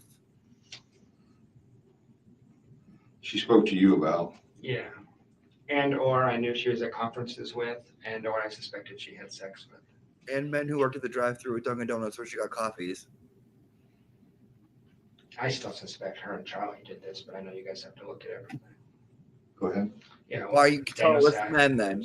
Mehul Patel. Hold on a second. Sack? Yeah. S-A-C-K, right? Yeah, just like it sounds. Mehul Patel. P-A-T-E-L. There's Miguel Edmondson. Edmondson? Yeah, it's like E-D-M-O-N-D-S-O-N. There's 2 guys named Trey. They're different guys. One's in Destin as a real estate lawyer. One's in Orlando as another kind of lawyer. T-R-E-Y? There's T-R-E. Trey? There's 2 Treys. Okay, Trey, that's all you got, just first name? First name. They're both Facebook friends with her. Okay, one's a real estate lawyer in Destin. And one's actually the other one I couldn't swear is a lawyer. another Trey, T-R-E. Yeah. And who's a what now? I think he's in Orlando. I don't know his profession. I think he's probably a lawyer. Most of them are. Okay. There's a person I only know as a gastroenterologist, a GI doc in Miami that I believe she was seen in early July. He was at her house an awful lot right after the crime. Here? No, I mean in Miami. Okay. In Miami, gastrointestinal physician in Miami. In Miami. And I never heard of him until July. All of a sudden, it made me a little suspicious. All of a sudden, he's around in July. This happens, and he's around after the crime, too. Okay. So I wondered. Okay. Then there's these conferences she attends, and I don't want to be too graphic, but she comes back from people that were obsessed or sexually involved. She comes back from conferences with slap marks on her ass. It's very obvious what happened to her at conferences. So she went to the British American. We're all set now, Jeff. Thank you. In London in the fall of 2014. After the death. 2013. Sorry. Sweet potato. What do you think of Jeff? And there's a lot of rich, influential guys there. And she goes to the Coca-Cola conference in Atlanta. There's this very wealthy advertising executive and an assistant coach for the Cleveland Browns that she was hanging out with there. I know this sounds crazy. How could they be involved? But those are men that. And she told you about the Coca-Cola guy? Yeah. She got a name? Just no rich guy, advertising. The entire Florida State University football lineup. The guy that works at the gas station, him and his son. Let me think. Harvey. Baby Brian from the Karen Reed trial. The Glarer. Let me think of other guys she knew.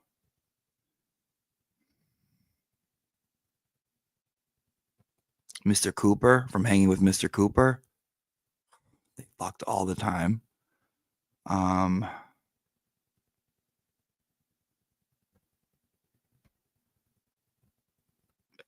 What else can I say? You know, what else can I say? One time we went to the Ringling Brothers, right? Went to the Ringling Brothers. She was looking at the animals, very weird, right? Staring at those elephant trunks, just staring at it. And started drooling. I don't know what that was about. Agency, Coca-Cola.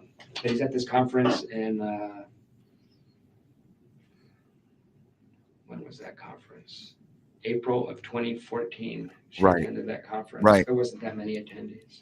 Right. Snuffy, Al, Leo, Little Mo with the gimpy leg, Chief, Boney Bob, Cliff.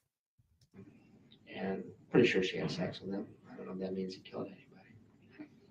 And it's the strengths coach for the Browns. I think he's you just Google Browns coach, Coca-Cola scholar, and he's on there.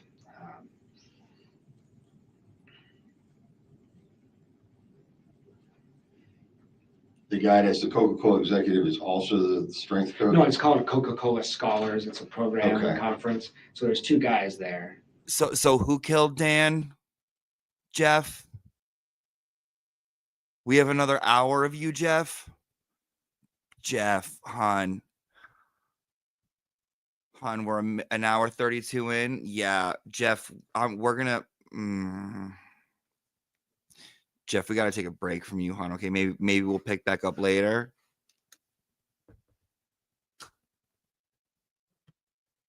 Thanks, Jeff.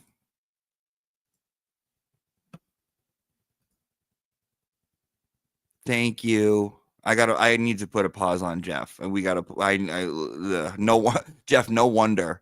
Jeff, no wonder. I'd try to pin anything on you to get you the hell out of society. Oh my God.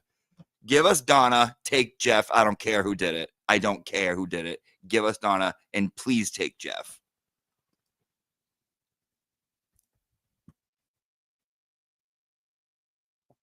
Jesus Christ.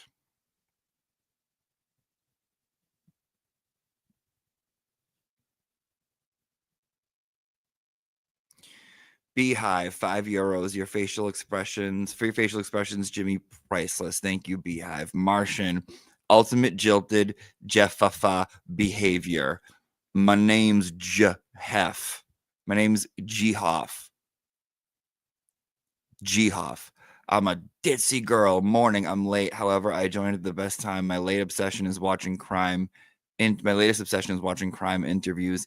I don't know who I think I am getting into this true crime. Look at me getting into true crime and stuff, covering a case. Who I think I'm over here. I'm like your everyday Emily D. Baker over here, right? Right? I'm the Auntie Deb. I'm the gay, you know. Right? Yeah, they were my professor too. Wildly Long Claw. Jeffrey spoke in class today. Yeah, he did. Jeffrey spoke and spoke and spoke and spoke and spoke some more. He knew about Danielson. Is he Mr. Miyagi? I don't know, but I hope he makes like a grasshopper and leaps the fuck out of this place. Thank you, Martian. K. Schmidt gifted 5 memberships. Very kind of you, K. Schmidt. Thank you very much. Oh my God. The local legend has it, if you are really quiet in Tallahassee, you can still hear Jeff naming off men that he thinks Wendi slept with. This portion has been sponsored by Jury Tamps. Jury Tamps, fit for any key cycle. Good Lord. I need a nap after that, Jeff.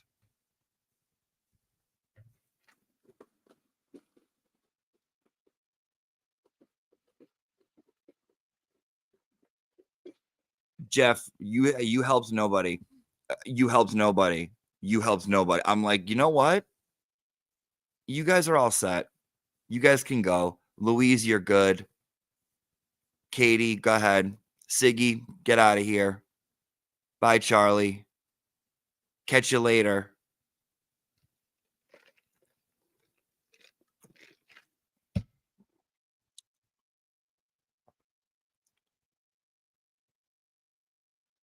All right, guys, thank you for coming to class today. Very nice class, very fun class, very informative. I'm glad we're diving deep into this together. Please give the stream a like. Just go ahead and like it. Just press like. It helps out all the stuff. Make sure you are subscribed. YouTube has been unsubscribing. I have to go pick up my nephew. I just seen right now on my computer on my phone. He just called me, which means he's waiting. His bags are packed, and he's like, "Where is my uncle?" Thank you so much. Have a good one, guys. Let's pin in the chat room is a link to the defense fund for Turtle Boy. Go show him some love today. Okay, he has a hearing later on, and if I can make it on Justice Serve TV, which I probably will, you will see me. You will see me for about a half hour. God bless. Have a good one. Leave a comment after. Let me know how you thought today went. Did you guys have fun? You guys have a good time? Let me know. What'd you like? What'd you hate? You like my cat? God bless. See you guys later. Have a good one and be well. Be good to each other.